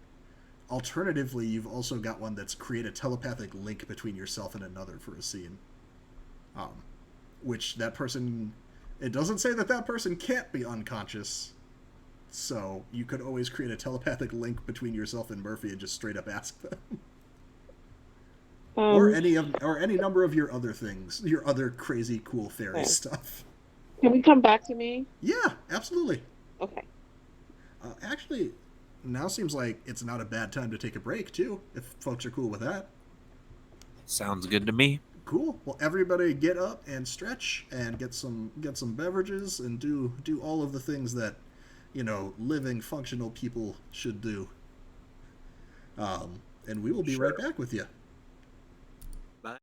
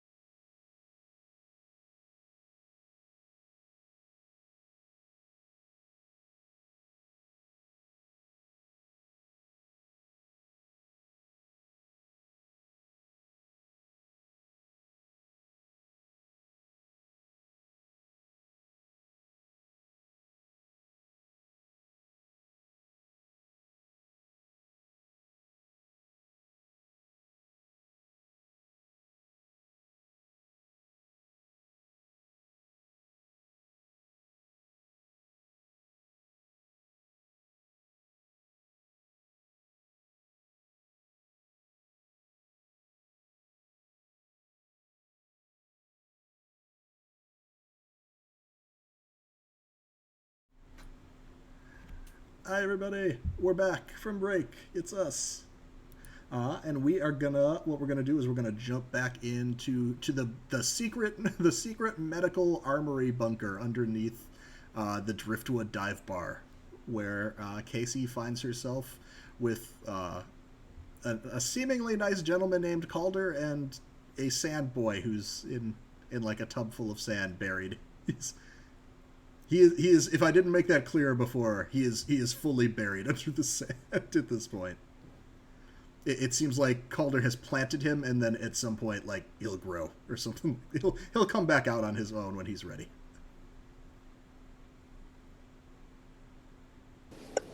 Question: are all of my harm healed, or some of them? No. Some. Okay. We healed one so far. Okay. I just wanted to. But I'm not like at the end of my harm. No, we're at 3 out of 5 right now. Okay. Like I said, I think after after we wrap up in the bunker, it sounds like we may jump forward a little bit, and we'll heal more. We'll heal a bit more over that time. Like, I think we'll probably go down to 1 harm at that point. Okay. Well, I was just wondering because I know we were talking about her using Let It Out, and yes, I have to figure out what the cost of that's going to be. Right. So so Let It Out is different than your fairy magic. So you don't suffer harm to let it out. Okay. But that does remind me now. Let me check my notes, because Kasey has some complications from her separation from the summer court. Yeah. And oh shit! Nope, you were right. You were right. I forgot. Her complication is that she takes 1 armor-piercing harm when she lets it out until the Rainbow Crown is made whole again, or until you attune to yourself to a new powerful magical focus. So normally you would not take a harm. You were correct. Apologies. Okay. So for Kasey in this moment, she would essentially take back the harm she just healed, would be back at 4. Yeah. I forget. And you actually took a scar last time as well. Yeah. Do you remember which scar you chose? Like which stat you chose to reduce? I'm trying to remember. I thought I went ahead and reduced it. And I told you what it was, and I forgot. That's okay. I forgot too. It's your stats in the sheet are the same because you've always had -1, 1, 1. Don't worry about it. We'll deal with it when it comes up. Okay. But yes, so it's if you were going to let it out, it would take a harm. You would be back up to 4. up to critical and need urgent medical care again.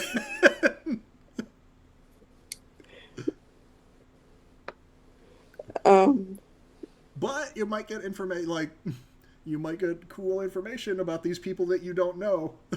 So I could say I can try to find out, but it's going to cost you a favor. Oh, okay. Okay. You think you can? What do you have in mind? First, also I want some of that medicine. I mean, more of the medicine. Yeah. I mean, if we're talking favors, I wasn't going to say anything, but I mean, you owe me a little bit for healing you the first time.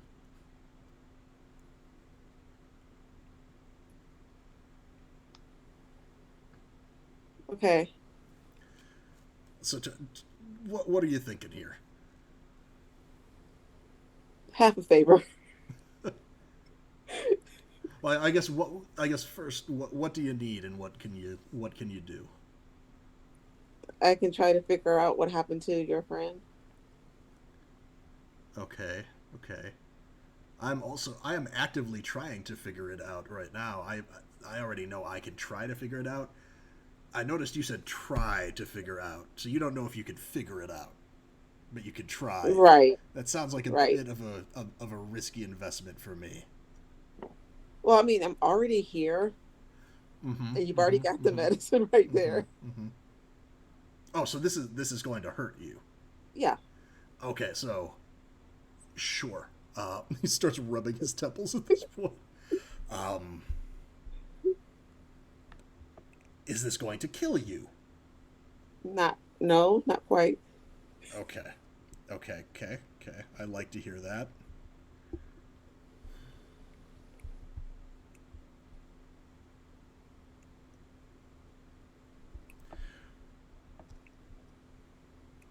You know, if you can tell me who did this, I will owe you. Okay, cool. Okay. So what do I? Because Kasey's all too willing to hurt herself to do this. So let it out is a roll with spirit, which for you is +1. Assuming you didn't take, I guess that is where the scar comes into play. Assuming you didn't take the one that hurt your spirit, then it is +1. I don't think I did. I don't think so. I feel like you took the one that hurt heart, but I'm not sure. I think so. You probably wouldn't have taken spirit. I feel like a lot of your shit is linked to spirit. So you rolled with a d20 though. Oh, I did? Okay. Ha. That was a nat 1 for the audience at home, but luckily we're not playing with d20s, so we're gonna re-roll that. Wrong game. Oh wait, I messed that one up. I'm so glad I went with D20. Wait, how do I do this? Okay. I got so upset by that 1, I forgot how to roll for a moment. Please don't be a 1. All right, so one of them was a 1, but total that's a 7, which is a hit. A 7 is a hit. You do take a harm, so you fill back up your faint harm that you had healed. Now, so the way that let it out works is on a hit you mark. So you also get corruption for this. Okay. So that brings you up to 3 out of 5 corruption, or corruption. Like you're 3 out of 5 to getting your first corruption advance. Uh, Okay. and what happens is you mark corruption and you activate one of those abilities from your let it out box. But on a hit, I will tell you, since you didn't get a 10 plus, it's either going to be costly, limited, or unstable.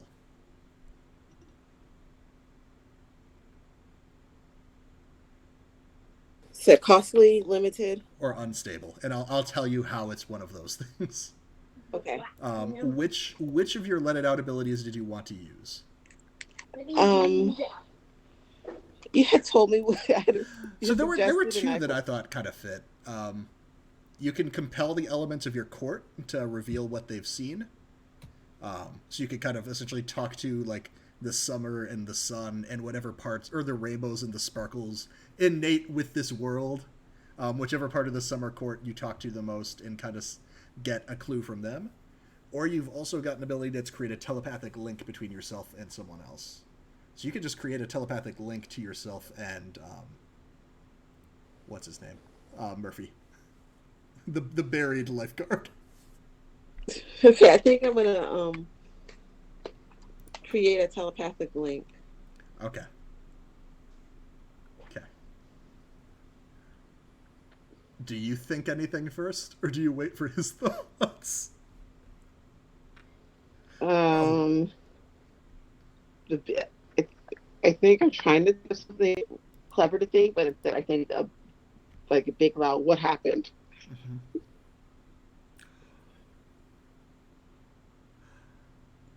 Okay. I think the complication from this is going to be, you're not going to be able to turn this off for a while. You're kind of hearing each other. What? You're not going to Kasey's when the converse. We'll get to it after the conversation, I guess, because that's when it'll come up. But Kasey's not going to be able to like disconnect. Essentially, you're going to hear each other's thoughts for a while.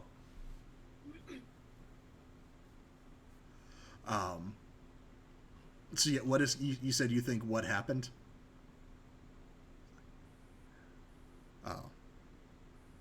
Whoa, who said that? Me, Kasey. Who? Kasey. You know?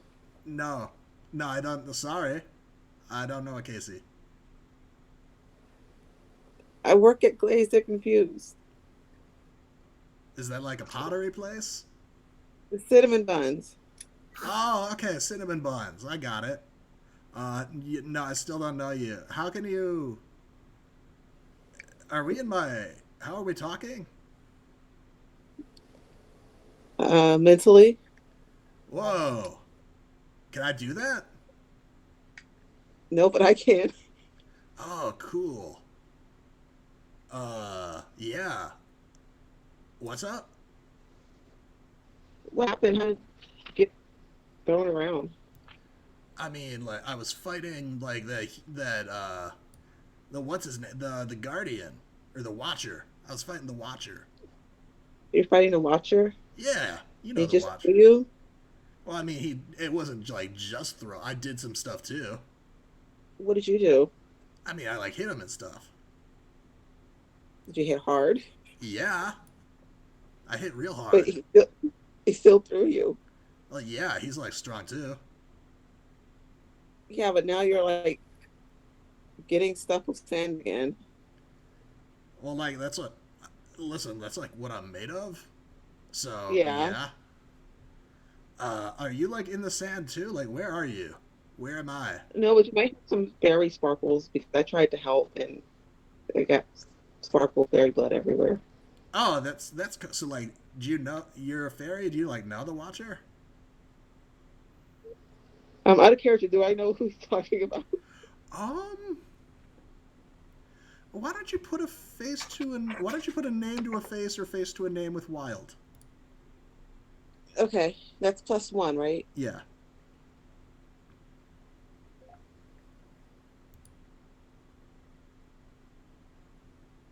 I got an 8.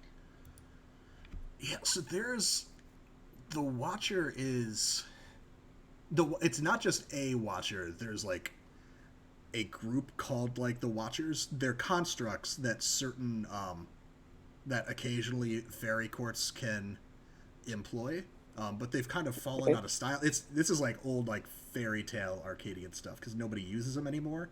They've all kind of like the Watchers have all kind of vanished.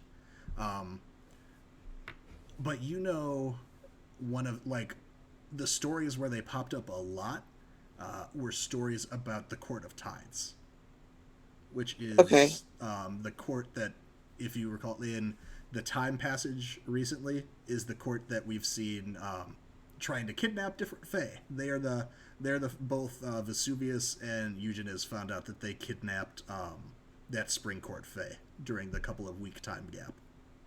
Okay. And I think y'all, with that knowledge, I think it fits. It makes sense with your mind in the rumors that you've had. Kasey would figure this out. There's been a weird the human statue that's been wandering around town watching folks that people know is some sort of construct. Like it clicks in your mind, like that's who, like they're a watcher. Like suddenly it makes sense, like where they came from. Okay. So is that Watcher dude coming after you again? I don't know.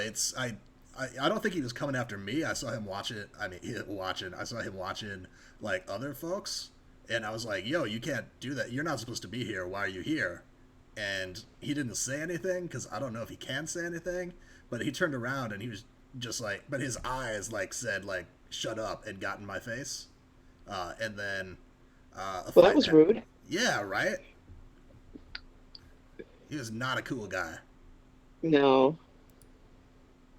But hey, now that I can look out for you. Right, like, just I'm not. I still have like a body, right? Like I'm not Yeah, just in your mind now. No, but you're kind of in bad shape right now. He kind of really, really bust you up bad. Oh no, that's fine. Like, do you say Calder planted me in some sand? Yeah. Oh yeah, I'll be cool. That's fine. Okay. Cool. But yeah, you should like contact me sometime. Yeah, sure. Like you said, Kasey at the cinnamon roll. Yeah. Yeah, I'm also at Cinderella's castle. Like it, like. Oh, okay. Yeah, I gotcha. Yeah, the one with the princess. Yeah, cool. But yeah, I'd watch out for that guy. Like, I don't know what that dude's up to, but I'd watch out because like, not everybody can like just get planted. What Calder tells me is not everybody can just like get planted and be fine. So like, I'll be okay. Okay, and I'll be fine. It's like that guy's just a person. Well, I mean, he's not though. He's kind of more like me than a person. Oh, okay. I don't know what. I don't know like what they made them of, like what they made Watchers of, but he's made of something for sure. Not like fleshy stuff, but like other stuff. Well, I could just. Do you know how to kill him?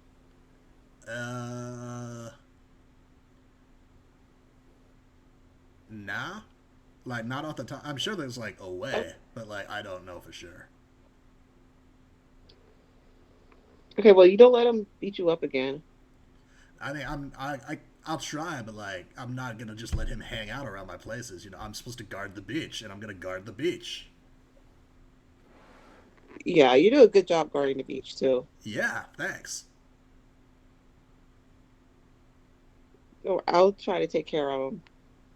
All right, like I said, be careful. I'm never careful. Oh, cool. That's so cool. You're so dangerous. Yeah, I'm Kasey. Kasey's gonna tell. I can't remember his name. Whatever his name is, she knows. Calder. Calder. Yeah, you just told me. No, that's fine. Yeah, Calder owes you a debt for that, so he owes you a debt for the information. He will.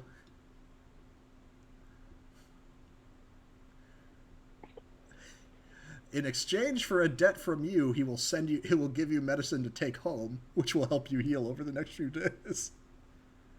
So that will bring you up to 2 debts that you owe him, but he will send you home like treatment that you could do at home.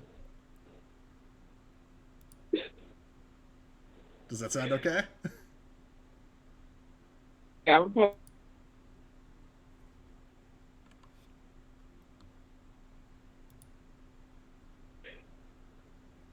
So yeah, I'll make it. I'll owe 2 debts to someone, which is huge because I never owe to anybody. Yeah, so he'll mix up a few vials of like some sort of, gosh, I'm trying to think of like what he would make you to go. It's he's mixed up he's pulled out of a safe like a bunch of plants and roots that you would recognize as coming from Arcadia. And he's like mashed them up in a mortar and pestle and then like mixed them in with some other ingredients he's got, and he's made you like a paste that he tells you to like rub on your wounds over the next several days.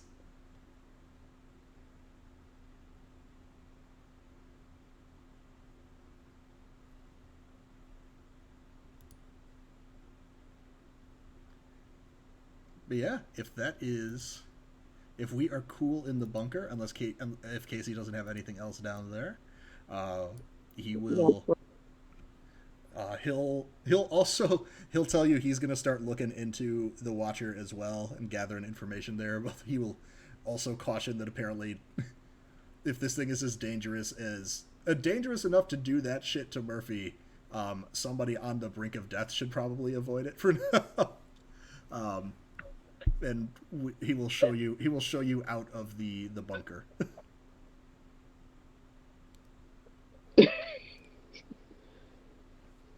Yeah, and I'm never cool, so bye. Oh, But she's not going to find a Walter. She's going to go home. got it. Oh no, Nikki! Sparrow says she was hearing Nikki fine, but I'm quiet. Let me mess around with some stuff real quick. Why are you so quiet, Pat? I'm just... Pat, quit whispering. What did he say? Oh, whoa, hey, whoa. Okay, well, maybe one more time. I'm kind of like, we're still ringing over here, man. Oh, I'm sorry. Okay.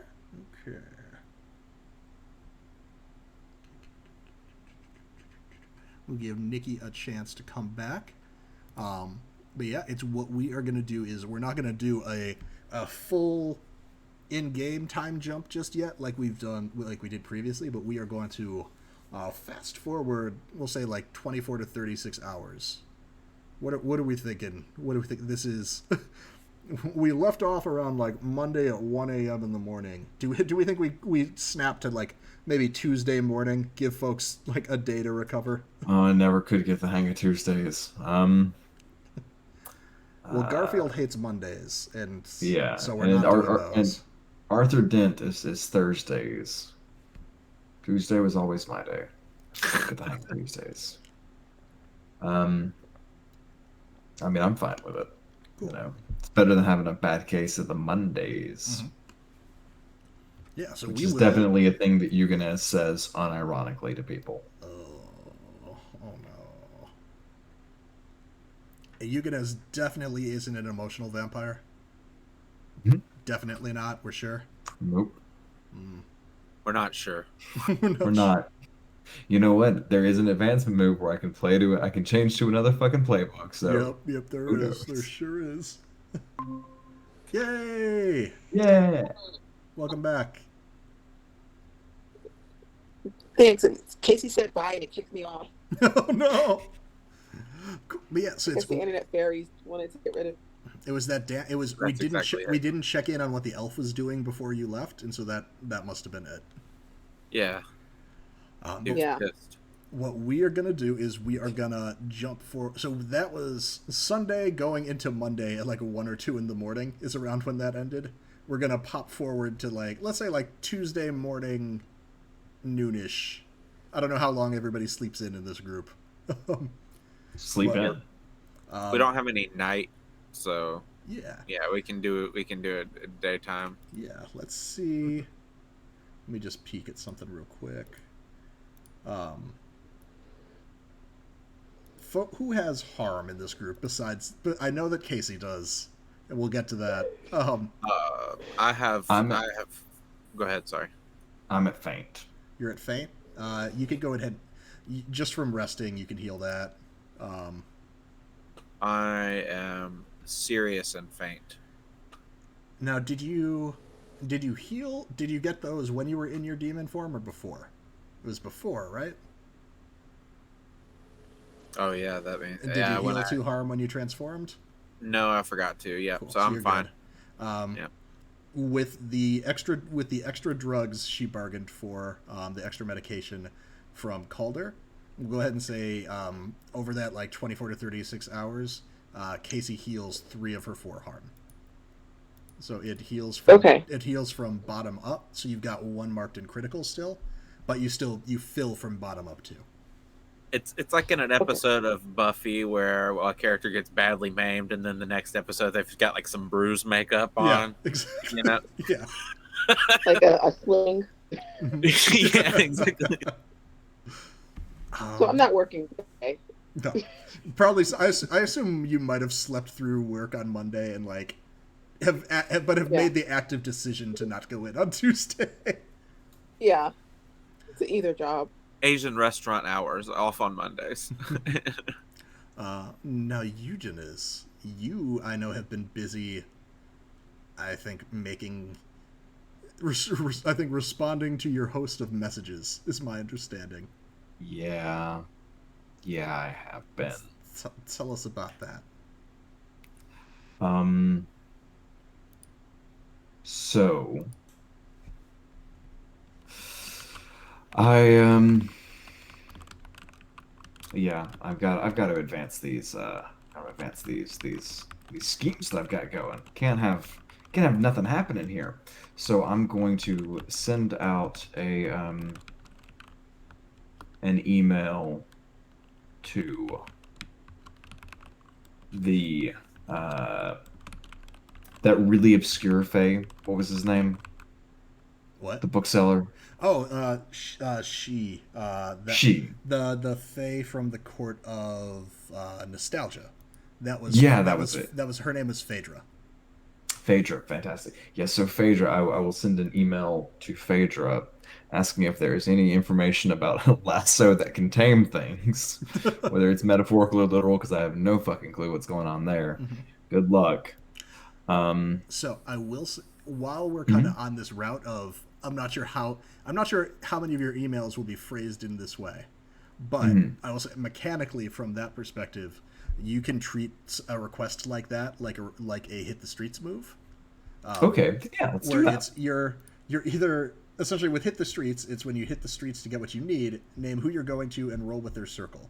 On a hit, they're available and have the stuff. So that could be if you're shooting for the stars, you could say like I want to find somebody in this circle that's got a magic lasso of truth or some shit. Or you could just say like I'm going to someone like this who has information on where I can find one is another way you could do it. Because if you just go straight to it, it may just take you to someone who's like, yeah, I got it, it's mine. What do you want? No, I want information. Okay.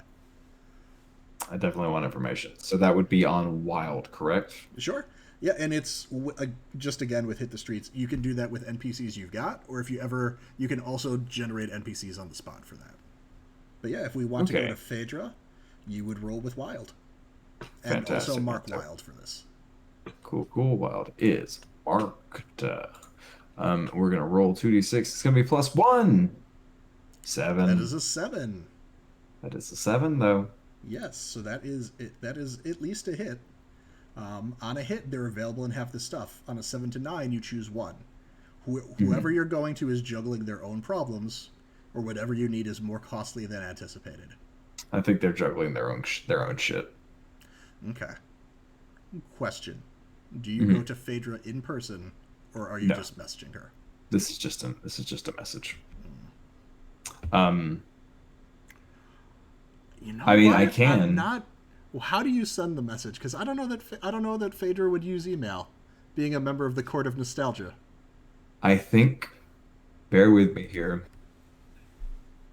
I think that there's just a pigeon That's that he just talks at in a very calm, collected way. I love that. And the pigeon understands, and the pigeon knows that it has to go deliver the message. However, Phaedra interprets the message is up to Phaedra, but the message has been sent. I don't know how it's going to come to Phaedra. Could come as a letter, could come as a book, could come as a story with that hidden like, somewhere inside as a gem. But the message has been sent. Just Okay. I think at some point now, just for our knowledge, is your mystical boardroom, is that where you do? Does Eugenēs just like hang out there all the time? no, Or no, are no, you no. doing your He's business? he's just going to his office. Okay. Where is that? Just out of I curiosity. think he has a very temporary office just set up in like a quiet corner of downtown. Okay. Yeah.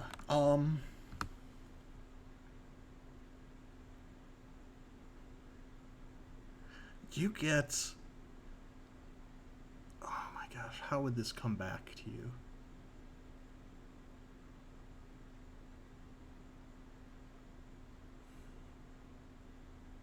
You get like a pop-up like shows up on your computer, Mhm. which you've got pop-up blockers, so that's weird. But Mhm. it sounds like it's got like the old AOL login, like it's using your phone to dial type thing. So you got the like, Mhm. um, and it is just waiting there for you. Great. I'll go over and investigate. Yeah. So if you click this lockup, Mhm. you just get an SOS warning klaxon. Appears to be the message you were delivered. Mm. Not So great. yes, Phaedra appears to be juggling her own problems, Yeah, no kidding. Oh, but God. she's got the information you need, out of character, Great. but also Cool. sent you an SOS. So that's good to know because the next thing that I'm going to do is I am going to um going I'm going to go I assume that in the like in the message I was talking about tampering with paperwork that they mentioned or I would know that the place that they're going to, right? Or did they say that or did they not? the werewolf mafia that's trying to acquire the deed to Cinderella's castle. Yeah. Yes, Yeah. they mentioned the location. Great. Then I'm gonna do my genuine police move that I got from another playbook. Mm-hmm. And I think those will be the only two that I probably have enough time to advance, unfortunately, or try to advance, unfortunately. I guess question is: are you going to scope out this location before or after getting the message from Phaedra? After Okay, good to know. which I don't know. Corruption trigger says when I mark a deal when I make a deal that endangers my friends, family, or community, mark corruption. It's getting close, but I'll. Yeah, I don't think you've made a deal so much as just ignored a call for help. A I literal mean, call for help. You know, gonna cash in that debt? You gonna cash in that debt? oh, you know what? She does have a debt on you.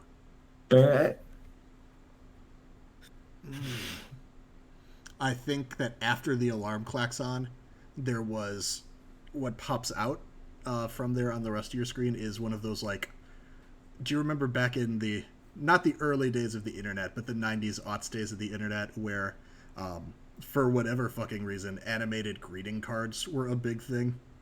Yeah. Yeah, it's one of those. It's just like some. Oh God, what are the name of those dolls? Like Precious Angels or some shit. The little, it's Precious like Moments. yes, it's a cartoon Precious Moments figurine, holding up a sign that says "You fucking owe me." Oh, that's funny. My aunt has like got a million of those things. It's kind of Um, hilarious. It's like typical. But yes, so Phaedra does try to cash in a debt on you to get you to come to her assistance. Okay, cool. Cool. Which you can choose to refuse, but if you don't go to help her, you do have to choose to refuse. Like, you need to decide. Okay, so what is the mechanical repercussions for refusing to honor a debt? I would love to tell you. It's when you refuse to honor a debt, you roll with the difference in status between you and your creditor.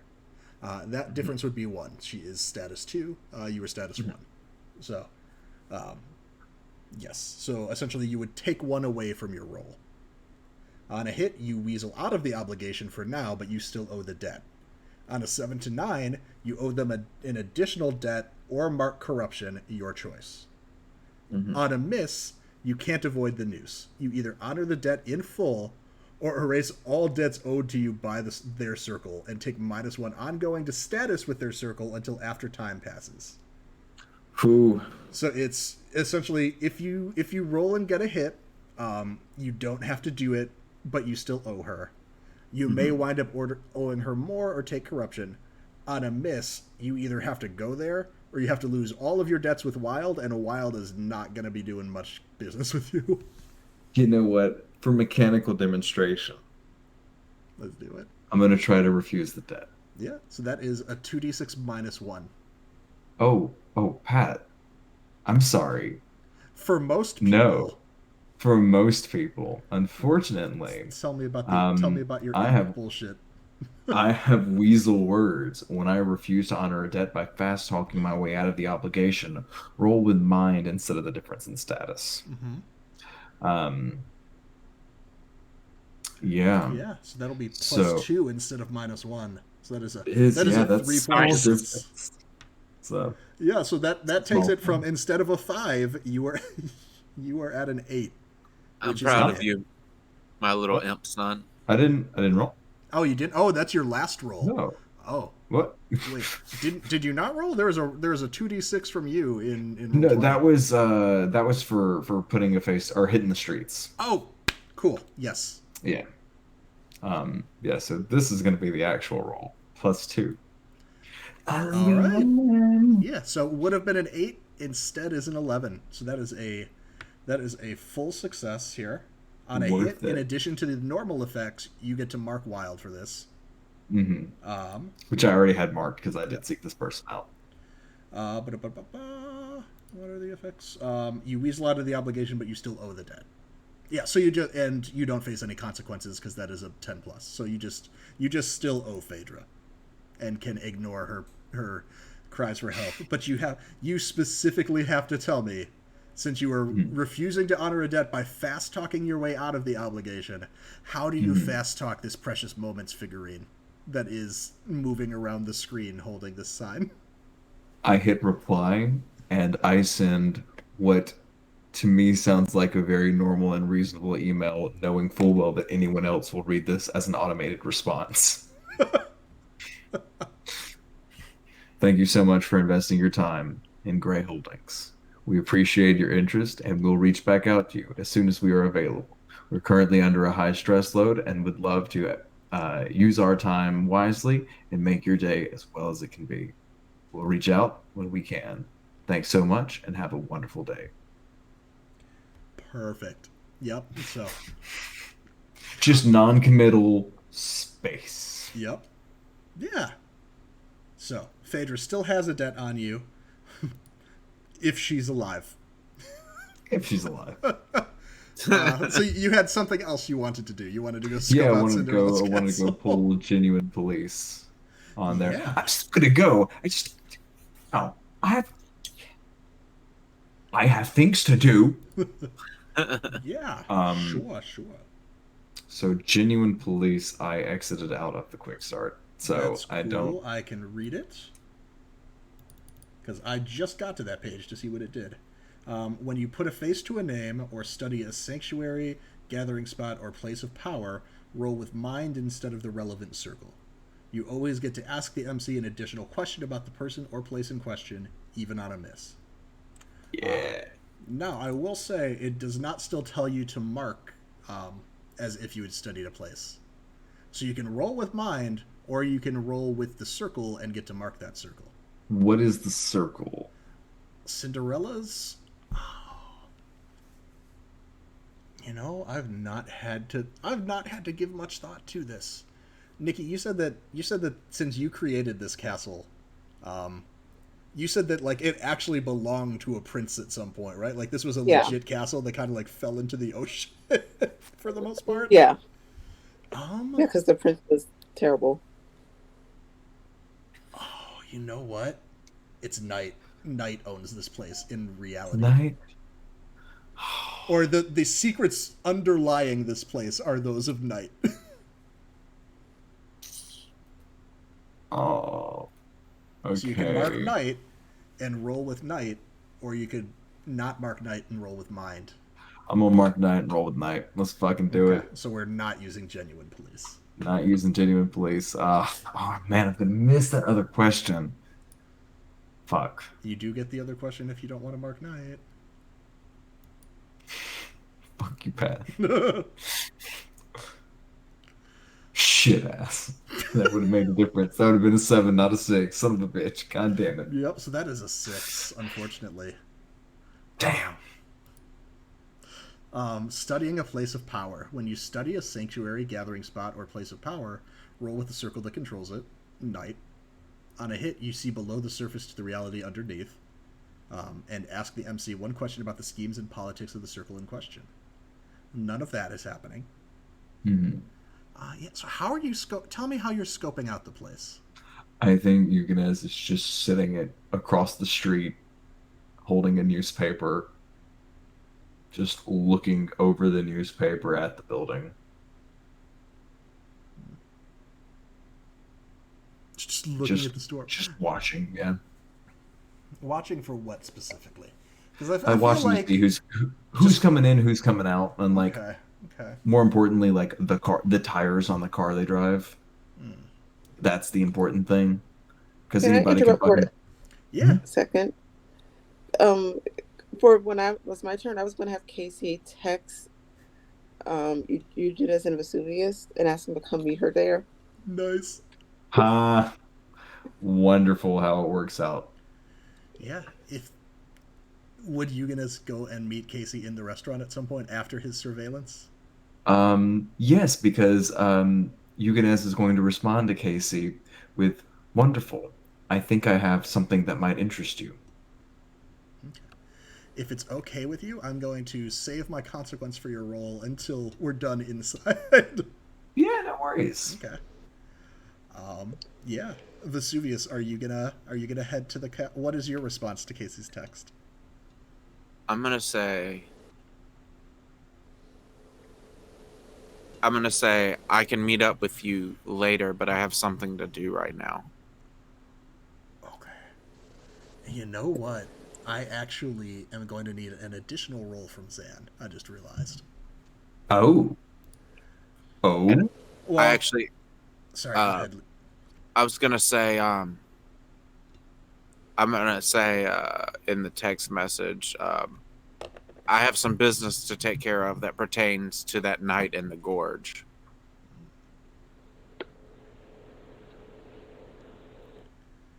And that's all I'm going to say on the text message. Yes, Eugenēs, while you're staking out the place, and this is not, again, this is not the consequence to your role. This is essentially like a new Can I say one thing? Yeah. Can I say one thing first?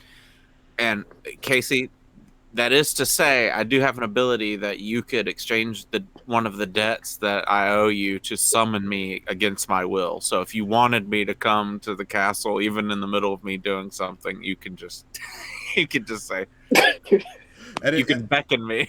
I'll say the way that I usually play that too is if you're in the middle of something as a tainted and someone's trying to call you, you can still try to refuse the debt, but you have to roll like we just did. Yeah, I probably wouldn't refuse. I'd probably just be like, and then but yeah, I do have something want to attend to. I know you're trying. Yeah. Yeah, Don't worry. we'll finish up Eugenēs in the parking lot, and then we'll jump to you, and then we will jump to inside the castle. Got it. Yeah, what I'm doing could be quick. Okay. Yeah. Yeah. See, the thing is that I just remembered is there is this being both Kasey's home and place of work. There is a car watching the place and watching for any suspicious behavior around Kasey. Well, good sir. Yes. I'm gonna let it out. That was what I was gonna say. I was gonna see how you wanted to do it because I could see like a keep your cool, not to be noticed. Nope. But no, you've got a good let it out for this, I think. Yeah. Yeah, I got a really, really great let it out, and let's hope that the dice quit finging me. Because the dice have been really rough tonight. So this is with spirit, so this is just a straight roll for you. Yes, and the intent is going to be to infiltrate a hostile area by appearing unworthy of concern. Sure. So just a straight roll. Come on, 2d6. Don't fail me now. It's gonna be a 3. I know it. It's a 6. It's a 6. So that's a Might as well be fail. a fucking 3. How does this go wrong? How are you trying to display?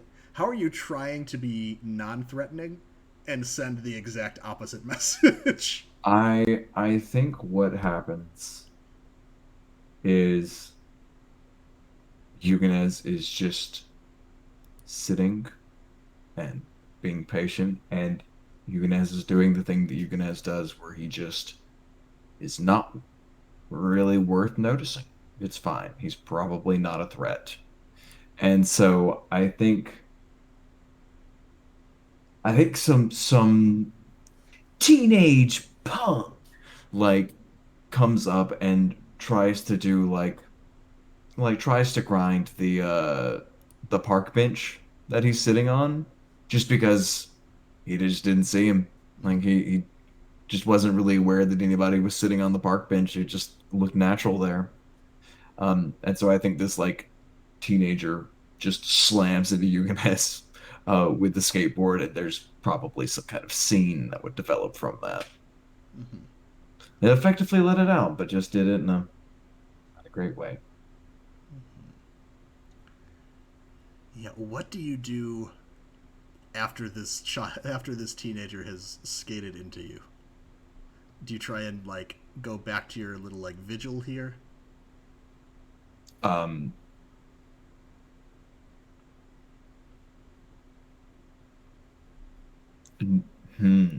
think I'm gonna give him a stern talking to about responsibility, about keeping an eye out for others, and what would his grandmother think, and yada yada yada. And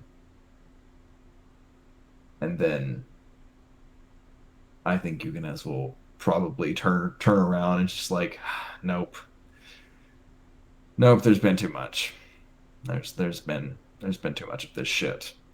There's been everybody's gonna know, and we'll just stand up and just walk away. Walk away to the Cinderella's castle. I was gonna say so to the building. So not so much away, but directly towards where you were looking. Yeah. Okay. Yeah. I was too invisible, and then I got in trouble. So then the opposite of away, towards.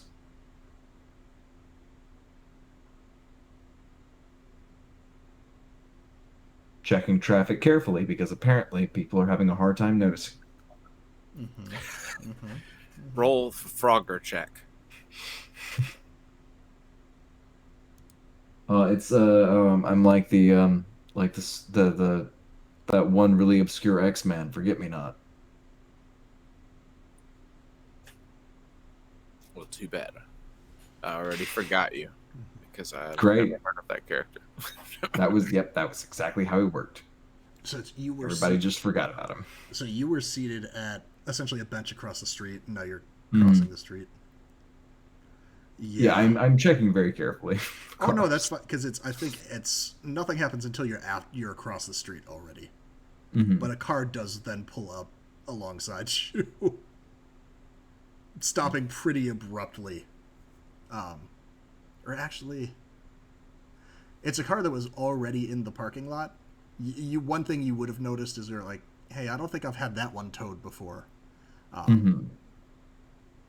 A woman gets out of it and stands between you and the door to Cinderella's castle on the sidewalk. Hello. Good afternoon. Yeah, hi. Good afternoon. What the fuck are you doing here? I was invited by Kasey. Really? Yes. See, that's so funny, because, like, I was invited here, too, to make sure no creepy fuckers were, casing the place looking for Kasey. And then, what do you know? Creepy random stranger across the street on a park bench. I can show you the text message.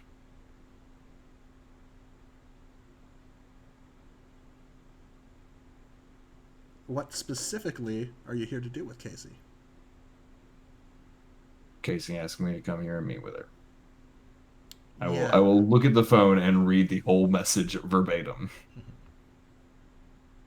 You're gonna read the emojis too. Yes, it will be. Because But it won't be Kasey the. It won't be. It will tons of be. those. No, because it's gonna be the. It's gonna be the. Is that drop down? That's not drop down. It's the code for it. It's gonna be, instead of the emoji, it's bracket, dork, bracket, or like bracket, heart with smile, bracket. You know what I forgot to do? You could go ahead and put a face to a name with Mortalis here. Oh. And mark Mortalis if you haven't already. I will. I will do that. Patrick. I will. Okay, so put a face to a name, and that is with. So I roll with Mortalis, correct? Yep. Unless you've got some random imp bullshit. That's like, I mean, no, I do a this lot. Probably. So this is put a face to a name. Yep. For the woman that is up in your face. Cool. So it's going to be a +1, So would you say that which the is a imp- 10, which is a hit. Yeah.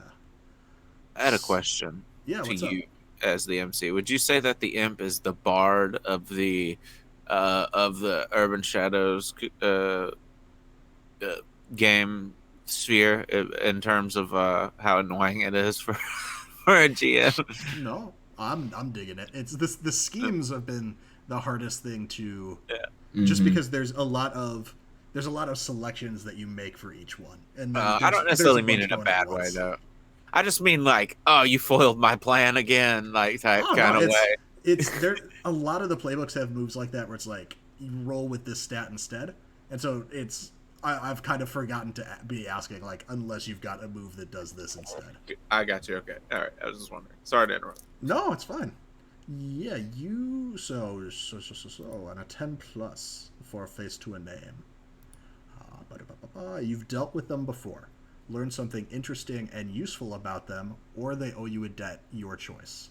This is Kendra. She is a hunter. Kind of like she's like mid-20s. Okay. I Like a legit hunter, but not like Yeah. She is not affiliated with Stakeout in any way. She does her own shit. Okay, I think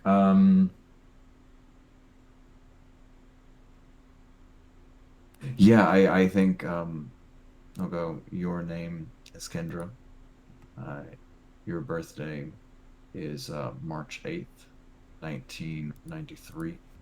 Your most recent employer was listed under the name Slayers Holdings and under the subsidiary of the Stakeout app. The last 4 digits of your social security number are going to be. Is there anything else that I can tell you to put you at ease? Believe it or not, I'm actually your former employer. I was a subsidiary. I was involved, but yes, I think I'm aware of you, and I'm aware of what you do, and I respect what you're doing here. But I am here at Kasey's request. Do you want something interesting about them, or do you interesting and useful, or would you rather Interesting she and owes you useful. attack? 100%. Interesting and Okay. useful.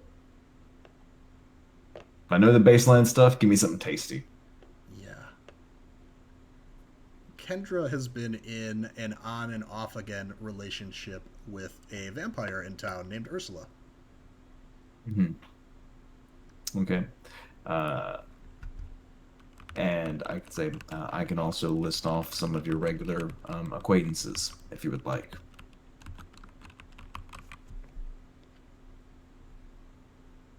Is that supposed to like prove anything?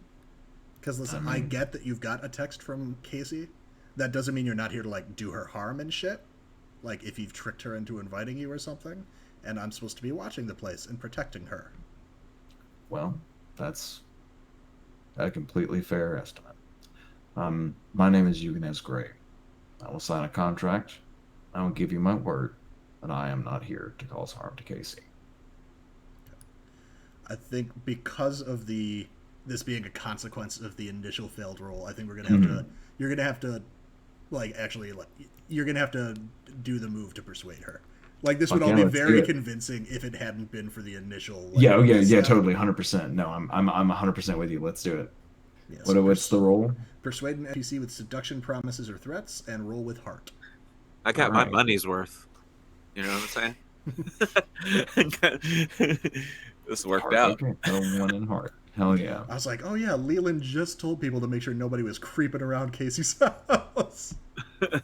Oh no, it's a Oh 6. no, another one. Why am I And not surprised that the dice Zan's have been character? so fucking mean to me tonight. I've Why am I gotten not one surprised? success. I'm just not surprised at all that Zan's character is the one that ended up like triggering the trap that I set. You know what I mean? It's almost like a booby trap he ran into.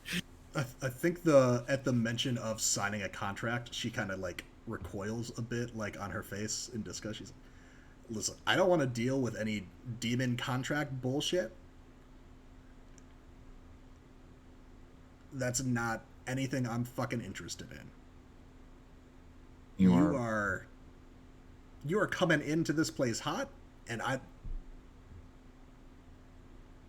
Oh, but I'm okay. I'm gonna take like 3 steps back, and I'm just gonna call Kasey. Okay, and you guys will take 3 steps back, pull out the phone, and call Kasey.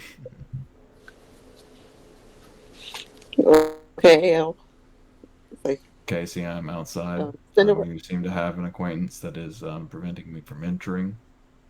I'm here because you asked me to be here, so I would appreciate being allowed inside. It's very warm. Could I say over the downtime, like I specifically forgot to mention it IRL, but could I say over the downtime that I let Kasey know that some of my friends were going to be helping protect her from people trying to steal the crown? oh, I was about to ask you if you had told Casey. Yeah. Well, first of all, is this the circle that she needs to advance if she steps outside? Let me What circle does peek. she need to advance? I think you need power, and Oh, okay. this is Mortalis. Okay, yeah, that's fine then. Well, then I actually had the idea of the thing I wanted to do was going to advance me in power, and instead maybe you and I could do it next session. You and I could go on a little excursion next session and get our Well, XP together. we'll see. All right, we'll see. I'm just saying. I'm just talking out of character, but yeah. Mike, we'll just say Might that. not need to. Yeah, that's true. we, All right. we can cut away to Vesuvius right now, actually, if we'd like. Oh, okay. I didn't want to interrupt anybody. I think specifically what I wanted. Go ahead. What were you saying? No, I was just gonna say we can zip away from this like tense door, like bouncer at the door situation. Well, if she knows what's going on, she'll just say like, "Hi." I don't know what name she came up with for Eugenēs, but I know she came up with a nickname for him. Whatever Oh. fun nickname she came up with. What nickname would Eugenēs hate?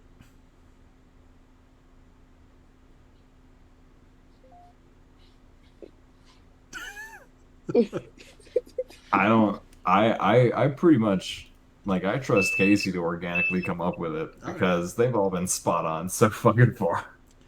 So it's yeah. So if Kasey would like vouch for Eugenēs, like I mean, Kendra's not going to like physically restrain you at this point, since so long as Kasey's okay.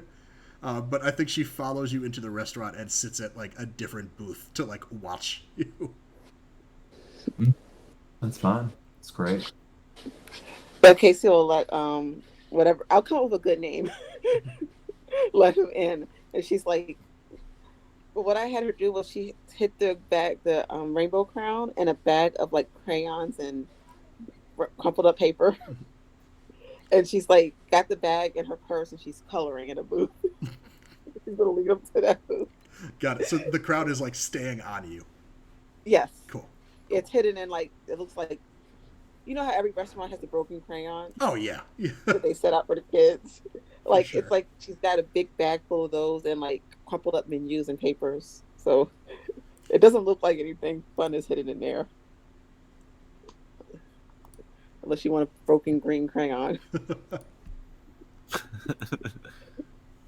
But yeah. Melt it all down and make a fun candle. Mm-hmm.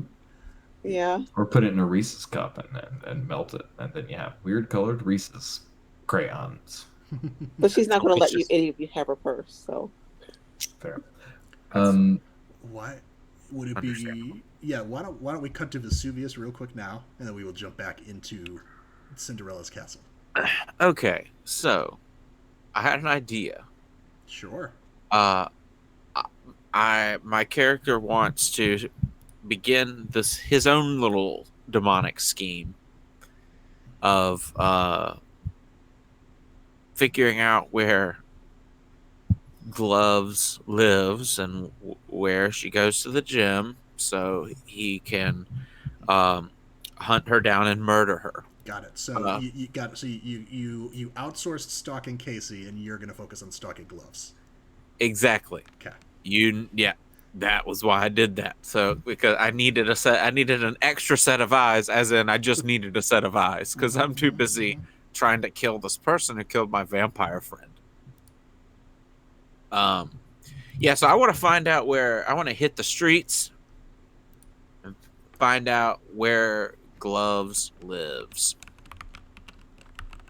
So I can burn her house down. So what are you hitting the street? So your goal, like what you're trying to get, is information on Gloves. It sounds like. Yes. What I guess that would be hit the streets, right? Yeah. No, it's definitely hit the streets. It's who are you going to? You could use an NPC that already exists, or you can make one up. But essentially, you pick who you go to and roll with that circle. Okay. So typically, you would, if you were playing to level up, you would pick a circle you don't have marked yet. So for you, that would be Mortalis and Power. Yeah. No. Definitely. So I was thinking power. Yeah. Let's say maybe I've got like a. Okay. Just to let you know who we've got in Power, we've got Marlowe, who is a wizard, hangs out at the casino. We've got an oracle named Mary Ellen, who I'm sure is just super nice if you want to keep interacting with more people from Kasey's backstory. We've got Nira, who is another anointed that owns a scuba diving shop. There is Gloves herself. There is Scythe. There's, somewhere I'm sure the bones of Reverend Jacob Dennison exist. That's kind of who we've got in Power right now. Got it. Okay. So could we say that I know? Hold on 1 second. Mm-hmm.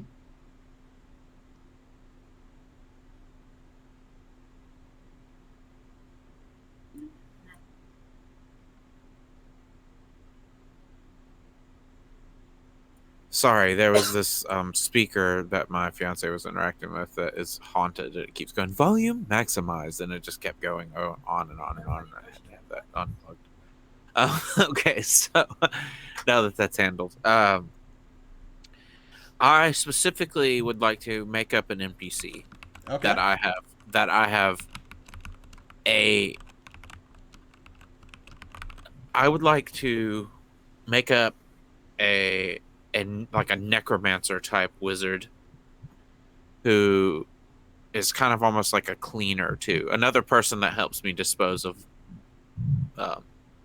excess materials after I do a job that are aka bodies. So you can come up with a name for this necromancer if you want. But yes, a wizard. Mm-hmm. I'm going to basically ask this wizard if they know of, have worked with, know of this person, or have a scrying spell, even maybe, to help me find them. Okay. Yeah, let's say My cell phone has been in their possession. Maybe it has some of their like magical energy left on it that can be scryed upon. I don't know, or used in a scrying ritual or something. I don't know. we'll say this wizard's name is Maddox. Maddox. All right. So I'm Yes, going and to go ahead and roll with you. Mark power and roll with power. And I say necromancer as in it's probably not highly respected among other wizards in town. Well, Probably so do you? So is he like a piece of shit? Nobody. So it's essentially in terms of NPCs have statuses now. Oh, yeah, no, status for- 1, 2, or 3. Status 1 is like your guy's level of like, you know, just kind of not in charge of other people for the most part. You know, status 3 is somebody like Belphegor. Status 2 is kind of in the middle, which people like Ursula and kind of all of those core NPCs that we started with at the beginning, like the key members of the community, the anchors, are all NPC 2. Okay, so So he would just be you're looking for somebody that does not have a lot of influence. So this would be like a status 1 guy. he's status 1, but but I feel like you would have a lot of influence in kind of illicit activities. Okay. Like in the black market or whatever, like the Got it. yeah, So like not maybe the- he deals in So more influential than our current group, but not like the head of a Wizarding college or some shit. yeah, he's influential among like kind of the corrupt goings on that occur in the circle within the circle. Got it. So he wouldn't be like Yeah. Status 2 would put him at like the same level as Gloves. got it. Okay, so yeah, status 2 is what I'm thinking, if that's okay. No, yeah, that's just me trying to get an idea of like how connected they are. You know what I mean? Yeah. Yes, of course. And we'll say that this is a guy that I've just that I've given corpses to before, in exchange for money. Maybe we'll just say, Yeah. fresh ones. He's made try not to burn this one this time. Kind of jokes before. We've had that sort of Yes, he likes his meat back rare. and forth. Got it. Yeah. So I got a 7. A 7. So I rolled an 8 and I have a -1, so that brought me to a 7. All right. Well then, similar to the situation with Phaedra, on a 7 to 9, when you hit the streets, the person has what you need, but they are either juggling their own problems or getting what you need from them is going to be more costly than anticipated, and you get to choose. Since it's me basically trying to get them to scry on someone, or at least give, if they know where they live, maybe give you that information, or have whatever way that they can get it. I'll say maybe they're busy right now. So they're juggling their own problems. Yeah, they're juggling their own problems, but maybe it's queued up. Okay. So that way I can go and respond to Nikki's text from earlier, or sorry, Kasey's text, and everything too. So it'd be kind of like a 2 birds, 1 So stone did you deal.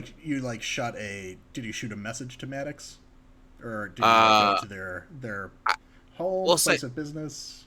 We'll say they run a pawn shop and have but like have a back door, like in a back alley that you could drop some corp, and they have like a walk-in cooler because they sell, for some reason, produce in their pawn shop. It's kind of like a bodega / pawn shop.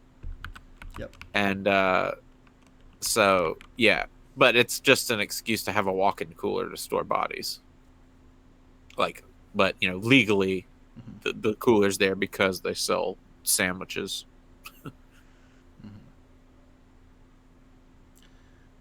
Yeah, I think then in terms of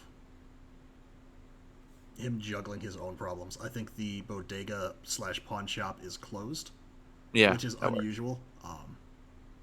Okay. Do you leave any kind of message, or I guess what do you say so that he knows that you're waiting on something? I'll just text him and say that I dropped by your place. Let me know when you're available again. I'd like to drop by again soon. Cool. All right, yeah, he will get back to you in time then. And it's kind of in general for hit the and I will say this. I'll say this pertains to someone named Gloves, and I need info. Okay, got it. Yeah, so it's in terms of hit the streets, since it's unlike putting a face to a name where you're making an NPC but you're not establishing that either of you owe each other already. With hitting the streets, it's something where like, okay, I want this thing, I'll have to pay something equivalent or do something equivalent for it. Got it. Which is why they can say like, oh, it's going to be more costly than that type thing. So yeah, they will be in touch with you when they can about whether you can help each other out. Got it. And now I want to go to the castle and roll, put a face to a name on the hunter so I can get Mortalis. Yeah, sure. We'll say you walk in, and you see that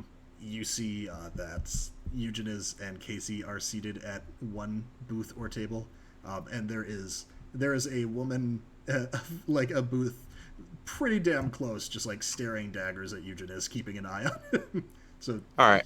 Yeah, not sure who that is. Face to a name with Kendra. All right, okay, so I got an 8 again. Yep. So you know what most people know about them, which is just that Kendra's a hunter. She's freelance. She's not working with Stakeout, since Stakeout's kind of been like the big thing in the city. So it's at this point with the hunters, it's kind of been like part of that app versus not part of that app. She does her own thing. I was accidentally on the imp sheet still, and so I accidentally leveled up Mortalis for the imp, but I took it away. We're good. I don't know if you're supposed to have Mortalis or not. You should correct that. But yes, sorry about that. So what was the? Did I have a question? Sorry, I was. For Kendra, no, it's you just know what most people know about her. Got it. That's what I thought. Okay. Yep. So, I'm going to go and sit down next to my friends. Friends, quote unquote. Yeah, you are all here together. Oh, hey everyone. Sorry I'm a little late. I just had... Well, to be honest, I'm trying to find a little information about that Gloves character, because she needs to pay for what she did to Dawn.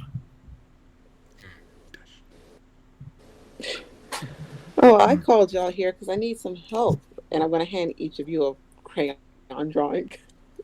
Oh, yeah, I owe you a couple of favors, so whatever you need. Okay, that's a beautiful art that you did. Can I have the red and black crayons, please? Yeah, I'll give you the 2 that aren't as broken as the other ones. Awesome. I start drawing like a little impromptu, like devil throne, like on the corner of the piece of paper, because I'm edgy. So I'm going to need to buy a property, and Nessie, you are good at buying and selling properties. I love it. So I'd like to hire you as my agent for that, or whatever your company does. And you need me to incinerate someone who is also trying to buy the property? Is that why you need me? No, I need you to do something else. Oh, okay. Got it. All right. Yeah, whatever it is. Incineration or not. But I'd like the property to be in another part of town. Is that okay, Nessie?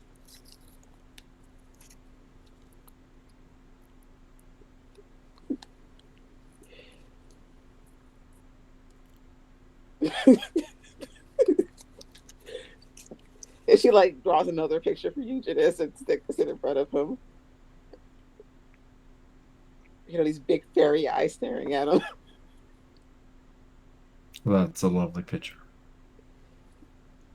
Was there something you needed? I didn't hear my name, so I wasn't paying attention. You're nasty. Wow. I could get another person to give a large amount of money to buy property for me. You can, but I also can point it. I can also find someone else who's interested in learning about the piece of the crown that you're holding. Because I know someone who knows something about it that you don't. Whoa, hey, everyone, can we have a few drinks here and relax before we get into such serious topics of conversation? This is getting tense already. Come on, Yeah, I can get Joey to bring us some drinks. Yes, let's get some drinks from Joey. I'll take I don't know, some Malibu rum. Sorry, it's my favorite. And there is, for the briefest moment, a look of shock and disgust from Eugenēs. Yeah, briefest moment. I sip very ridiculous drinks when I go out drinking. Question, Nikki: does Cinderella's castle have a bar? I think they just have some alcohol in the back. Okay. Like the employees have a stash, or it's for the customers? Yeah. The employees have a stash. Okay. It ain't front of house if you ain't drinking. Well, when I find out there's no alcohol, I order a milkshake instead. Well, no, she's going to call Joey to get them drinks. Oh, never mind. Yes, some drinks, and then you wink at Joey, and Joey knows what kind of drinks you mean. Got it. Kasey, I didn't think you were coming into work today. I'm not working.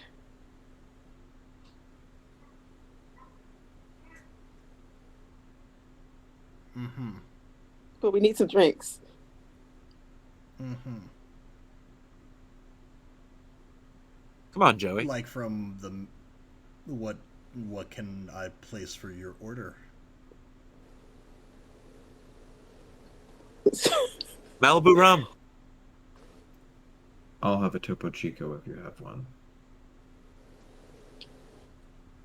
Can I just have that fruity thing that sometimes they make for me when I am not working and I'm supposed to be working? Is it Malibu rum? I don't know. It's going to be equal parts hypnotic, blue curacao, Captain Morgan, shaken, poured over ice in a hurricane glass with a crystallized sugar sculpture on top. Maybe with some muddled mint in there to kind of give it a little bit of a like seaweedy appearance. And sprinkles, right? And sprinkles. Yeah, sprinkles. Right. He just does not write anything in his little book. Just flips it closed and just. Oh, excuse me, actor. If I could have a bullet bourbon, straight, please. And I'll before he walks off, I'll say you'll want to do what we say.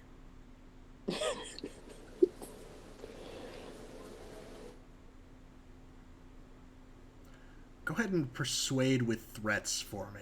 All right, you got it. I'm good at that, I think, maybe. Kasey's not threatening. She's just asking. No, but I feel like Vesuvius is. Yeah, that is a roll with heart, by the way, not with blood. Unless you've got a thing for that.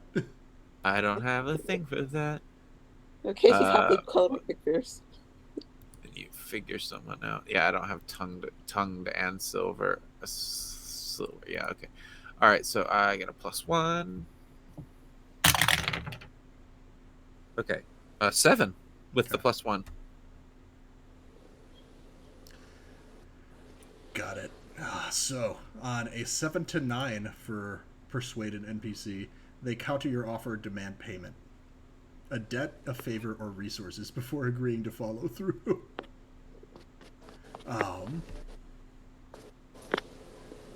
I don't think he asks for payment. Well, besides the fact that you're at a restaurant and will presumably have to pay. Yeah, I have money. It's just like, after this, you're banned. Oh, okay. He doesn't come back, Kasey. You say he doesn't? No, I'm like he's sorry. That's Joey. pointing at Vesuvius and essentially saying he's banned from the restaurant after this. Like, not to bring Vesuvius back. Okay. Okay. He goes I don't back like to the your- kitchen. I don't like your shit food anyway.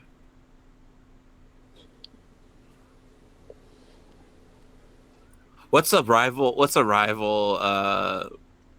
company to this? Chuck E. Cheese or something? I don't think there is one. I think it's Peter just Piper kind of Pumpkin. What have we I got? don't know. Peter Piper's Pumpkin Palace. Yeah, I'll just go to Peter Piper's Pumpkin Palace later. Mm-hmm. They've got You good know I live here, right? chili Ruby? fries. Oh yeah, sorry. I hope the accommodations are nice. Well, it's a tower. Oh, that's cool. You have a good view, I bet. Yeah, I can see the sea from my tower room. Just don't lock me inside Yeah, you got when I it. get angry. So, Kasey, are you? Go ahead.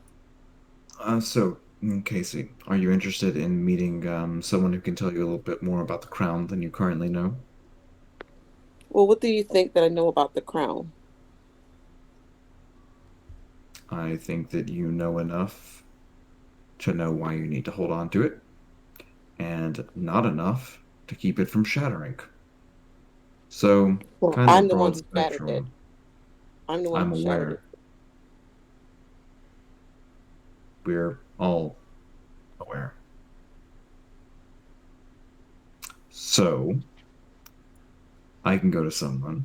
I can take you to someone. More importantly, I can maybe answer some questions about maybe using that to find the others.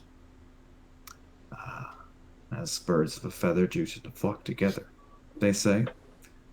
I'd be more than happy to make that connection for you. I have On what nothing terms? scheduled for the rest of my day. On what terms? Or just all the On money? Or just you just want the money that I'm trying to get for the property? No,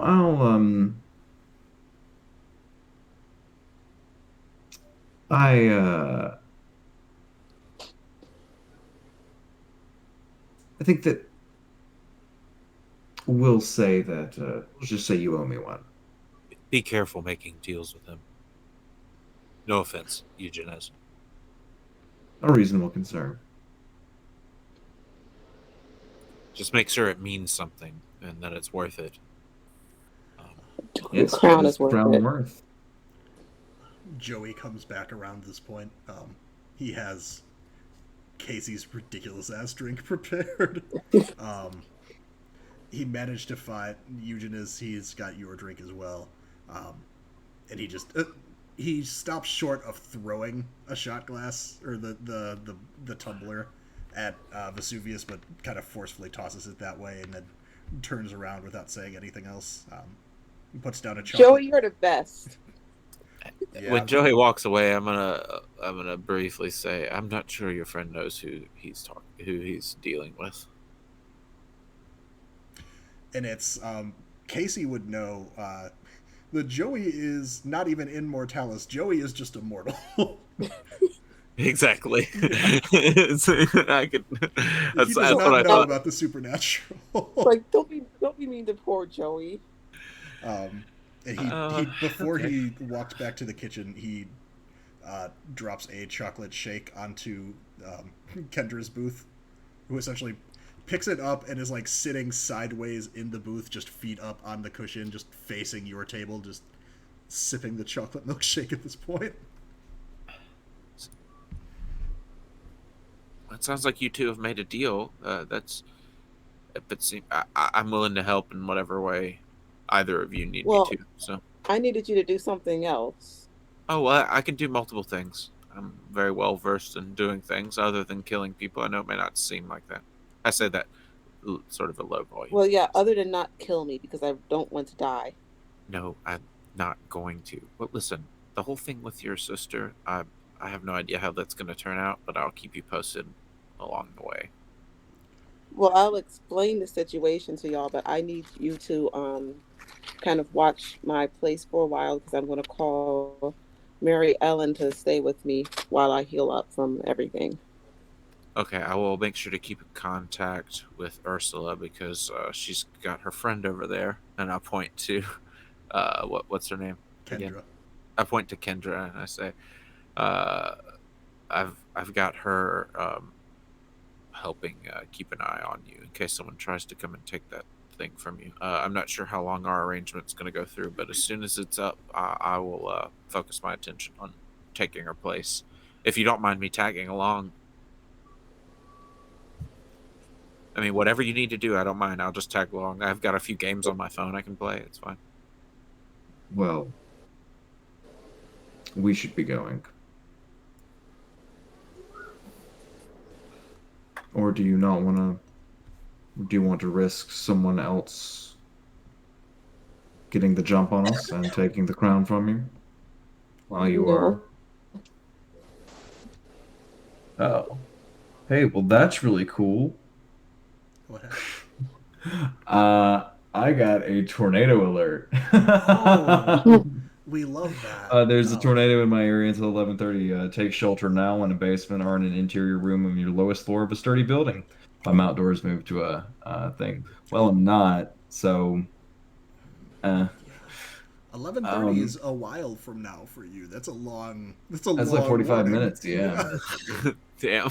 Yeah, that's not great. So Kasey needs to stop it, right? Only if there's fire involved. No, Eugenēs gonna be like, well, time is a factor. Everyone is aware that the pieces are around here. We have our refreshments. Shall we go? Casey's going to like load her stuff up, and as we all go, she's going to explain the situation as she knows it, which is basically that she broke the crown and her sister, whatever. I can't remember all of the details, and I should know it because I came up with the story. I think the spark notes were essentially like that Macy managed to convince Kasey that she was responsible for breaking the crown, and was like, run away. She was Scar and you were Simba from Lion King, essentially, and the crown was Mufasa. Yeah, so she explains that. Rest in peace. It's probably obvious to everyone but Kasey what's going on. Hey Pat, can I mark corruption? Um, Because I made a deal that deliberately endangered my friends because I am taking them to the what was her name? are we I going always to the broken, forget. Are we going to the Broken Spine? We are going to the Broken Phaedra's Spine. bookshop. Of course we're going to Phaedra's bookshop. Sure. Of course we're going to Phaedra because now there are other things to distract whatever is nasty there, and I haven't spent that much time. Yeah, sure. Would that, could I consider that a moment of intimacy where I've just like admitted to like helping protect Kasey with this crown situation, no matter what, even if if you think it is, even if like the intimacy moments are pretty much up to you guys. I think so, just because my character would scarcely admit that he would do something against Belphegor's wishes. Mm-hmm. You know what I mean? Like he would that would be kind of like a Yeah. sign of friendship, intimacy. Yeah. For the tainted, when you share a moment of intimacy, physical or emotional, with another person, they give you a debt they hold on someone else. Yeah, so you can give me one of your debts. Free you up. If you think that this was, Nikki, if you think that Kasey revealing kind of this whole thing is an intimate moment too, then you can also activate your intimacy move. Yeah, I think it was because she hasn't revealed it yet to anybody. She's just been Chaos Fairy. Yeah, and it's you get to mark the intimacy. You get to mark the circle of whoever you do the intimacy move with. But everybody's wild. Yes, so you would all get to mark wild if you don't have wild marked. I do get to mark it again though because I leveled up already. I just wanted to mark power, so I would have leveled up. Yeah, so I mean, literally, the kind of the best way, like I'll try and throw people at you guys that I know you need. The other way to do it is kind of like what we did for Hit the Streets. Like anytime you need anything, like whether it's information or anything like that, like that's how you found Calder. Was like, okay, we need somebody Mortalis for you. So she like, can hit the street and call Mary Ellen. Yeah, to absolutely. help her later. Yeah, for sure. Okay. So for those intimacy moves, you with Leland's, you have to give him a debt that you have on somebody. I have lots of debt from people. Yeah. And for your intimacy move, when you share a moment of intimacy, physical or emotional, with another person, demand a promise from them. If they refuse you or break the promise, they owe you a debt. So you get to demand a promise from Vesuvius. I know of a good one that just popped in my head if you need any suggestions, but I want you to come up with it. Promise not to kill me. That's not to give up the crown. Oh, that's exactly. Yep, there you go. That's I promise to make sure that the crown, this piece of the crown, will remain in your hands, and I will help you find all other pieces. So, is that what you demanded he promised, though? Because this is one of the rare situations where the person demanding the promise gets to set the terms. So, never mind. You set the terms. terms. You can make it stricter if you want. Okay. I like that one. Yeah, that works. You like it? You like the stricter version I came up with? Got it. All right, we'll go with that one. Yeah. All right, and that's fine. In addition, Nikki also has the words or wind move, which is she knows instantly if someone has broken their word to her or reneged on a deal that they've made. In addition to the debt she'd get from the intimacy move, she also gets a debt from that and +1 ongoing against you. And then she's also got a whole move that's about revenge. So probably don't piss off Kasey at this point. Yeah, no, we're good. I wasn't planning on it, but yeah, I've had so few opportunities where I've got to see all of those combo up like that I'm just like, oh shit, you better keep that promise. Cool. And then Eugen is marked corruption. Awesome. Cool. We love it. Yeah, I think are you all exiting the castle? Yeah. Yeah. Yeah, I think without paying. Without paying. Dine and dash. I don't think Kasey ever pays. I was actually going to ask if she tips her coworkers when she comes into work and eats the food, because I used to work at a place where coworkers, this one coworker would come in and just never tip anyone, and so it was the worst. It was like, why are you even here? I don't think she ever pays, but I do think if they need something, she'll like hand them money or something. Yeah, it's like frivolous money tossing. Yeah. Yeah. I think as you all are exiting the building, we're gonna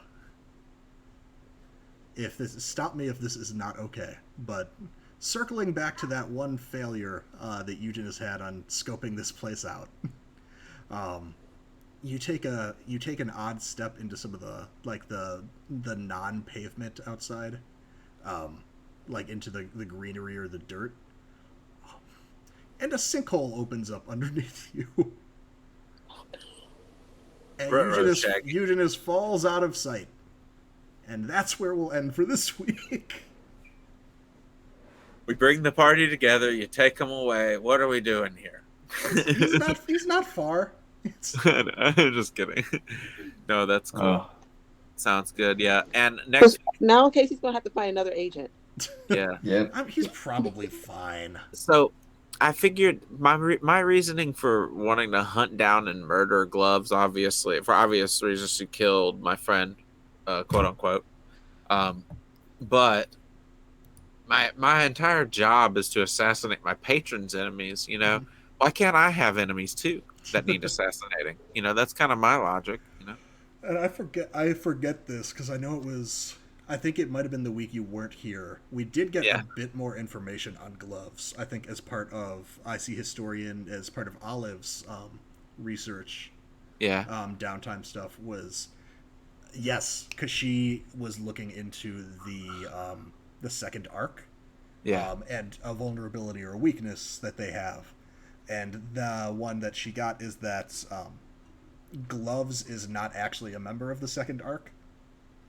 She works for somebody else and has been working alongside them, but is not like a true believer or anything like that. Like their goals have aligned. Yeah, that and still wouldn't change my plans. Yeah, but yeah. But essentially, that would be kind of some more information that comes up. Is Gloves has her own employer, yeah, and is essentially that's what Olive found out, is if she needed to weaken the second arc, like she could, not even having to kill Gloves, but just like convincing Gloves to not work with them anymore would leave them pretty much floundering. yeah. I will convince her to leave them by incinerating her into a crispy chunk of meat. Sure.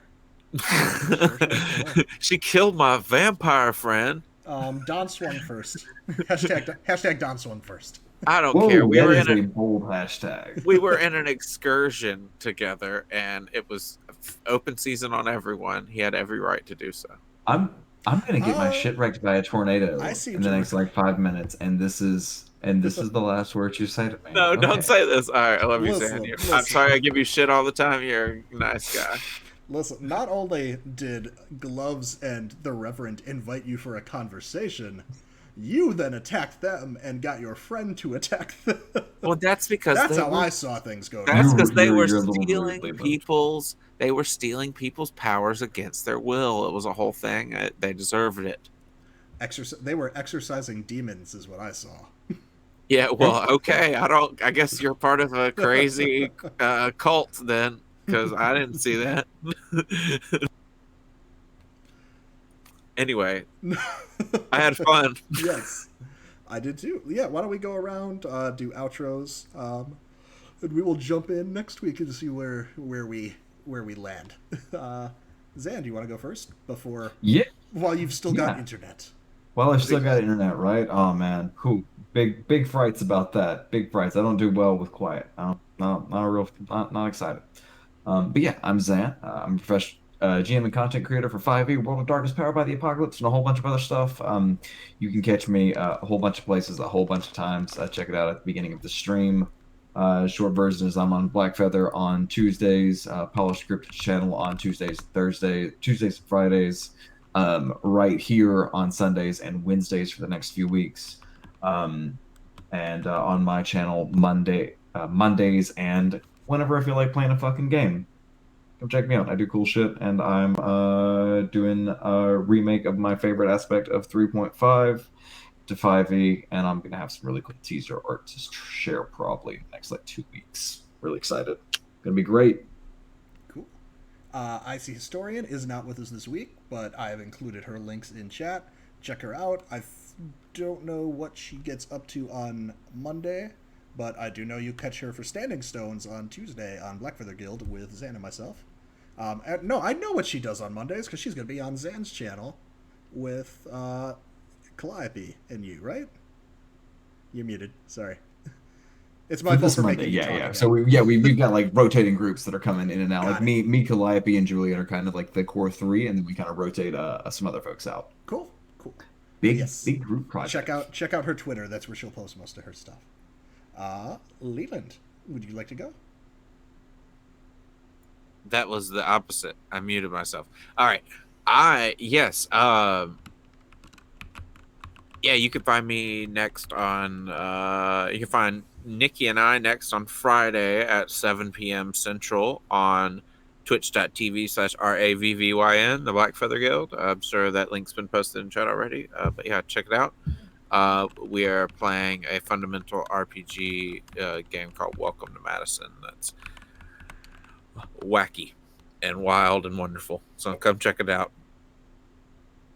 Cool. Oh, and I had a good time. My name is Leland at Leopold the Just. You can find me on Twitter, Instagram, Facebook, all that good stuff. And check out Ultimate Dungeon Showdown on Facebook. Not Facebook. Kickstarter. I guess you could check it out on Facebook too, but it'll just take you to Kickstarter when you click the link. So just go straight to Kickstarter. All right. Bye. Awesome. Nikki, anything else you'd like to shout out?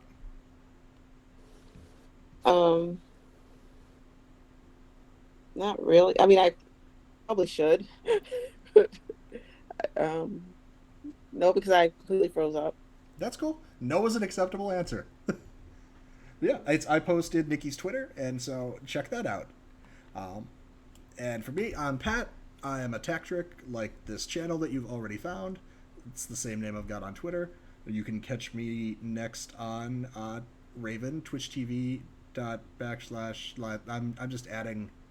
None of the things that I'm saying actually fit an email address. It's just me saying random computer words, but the link is in chat. Catch me on Black Feather Guild on Tuesday for Standing Stones. And then we'll be back here Wednesday night for the premiere of our They Came from Beneath the Sea 3-part that Zan is running. I thought you said they came from beneath the sheets, which is totally dirty. Funny. It looks like the captioner also heard that initially. They came from beneath the sheets. Well, I'm happy for them because life's short. That all tracks. That's how we end this evening. Thank you all for joining us. We'll be back here next week with more Urban Shadows. And I hope everybody had a good time in Ruby Tooth Bay. Yeah. Bye, everybody. Later.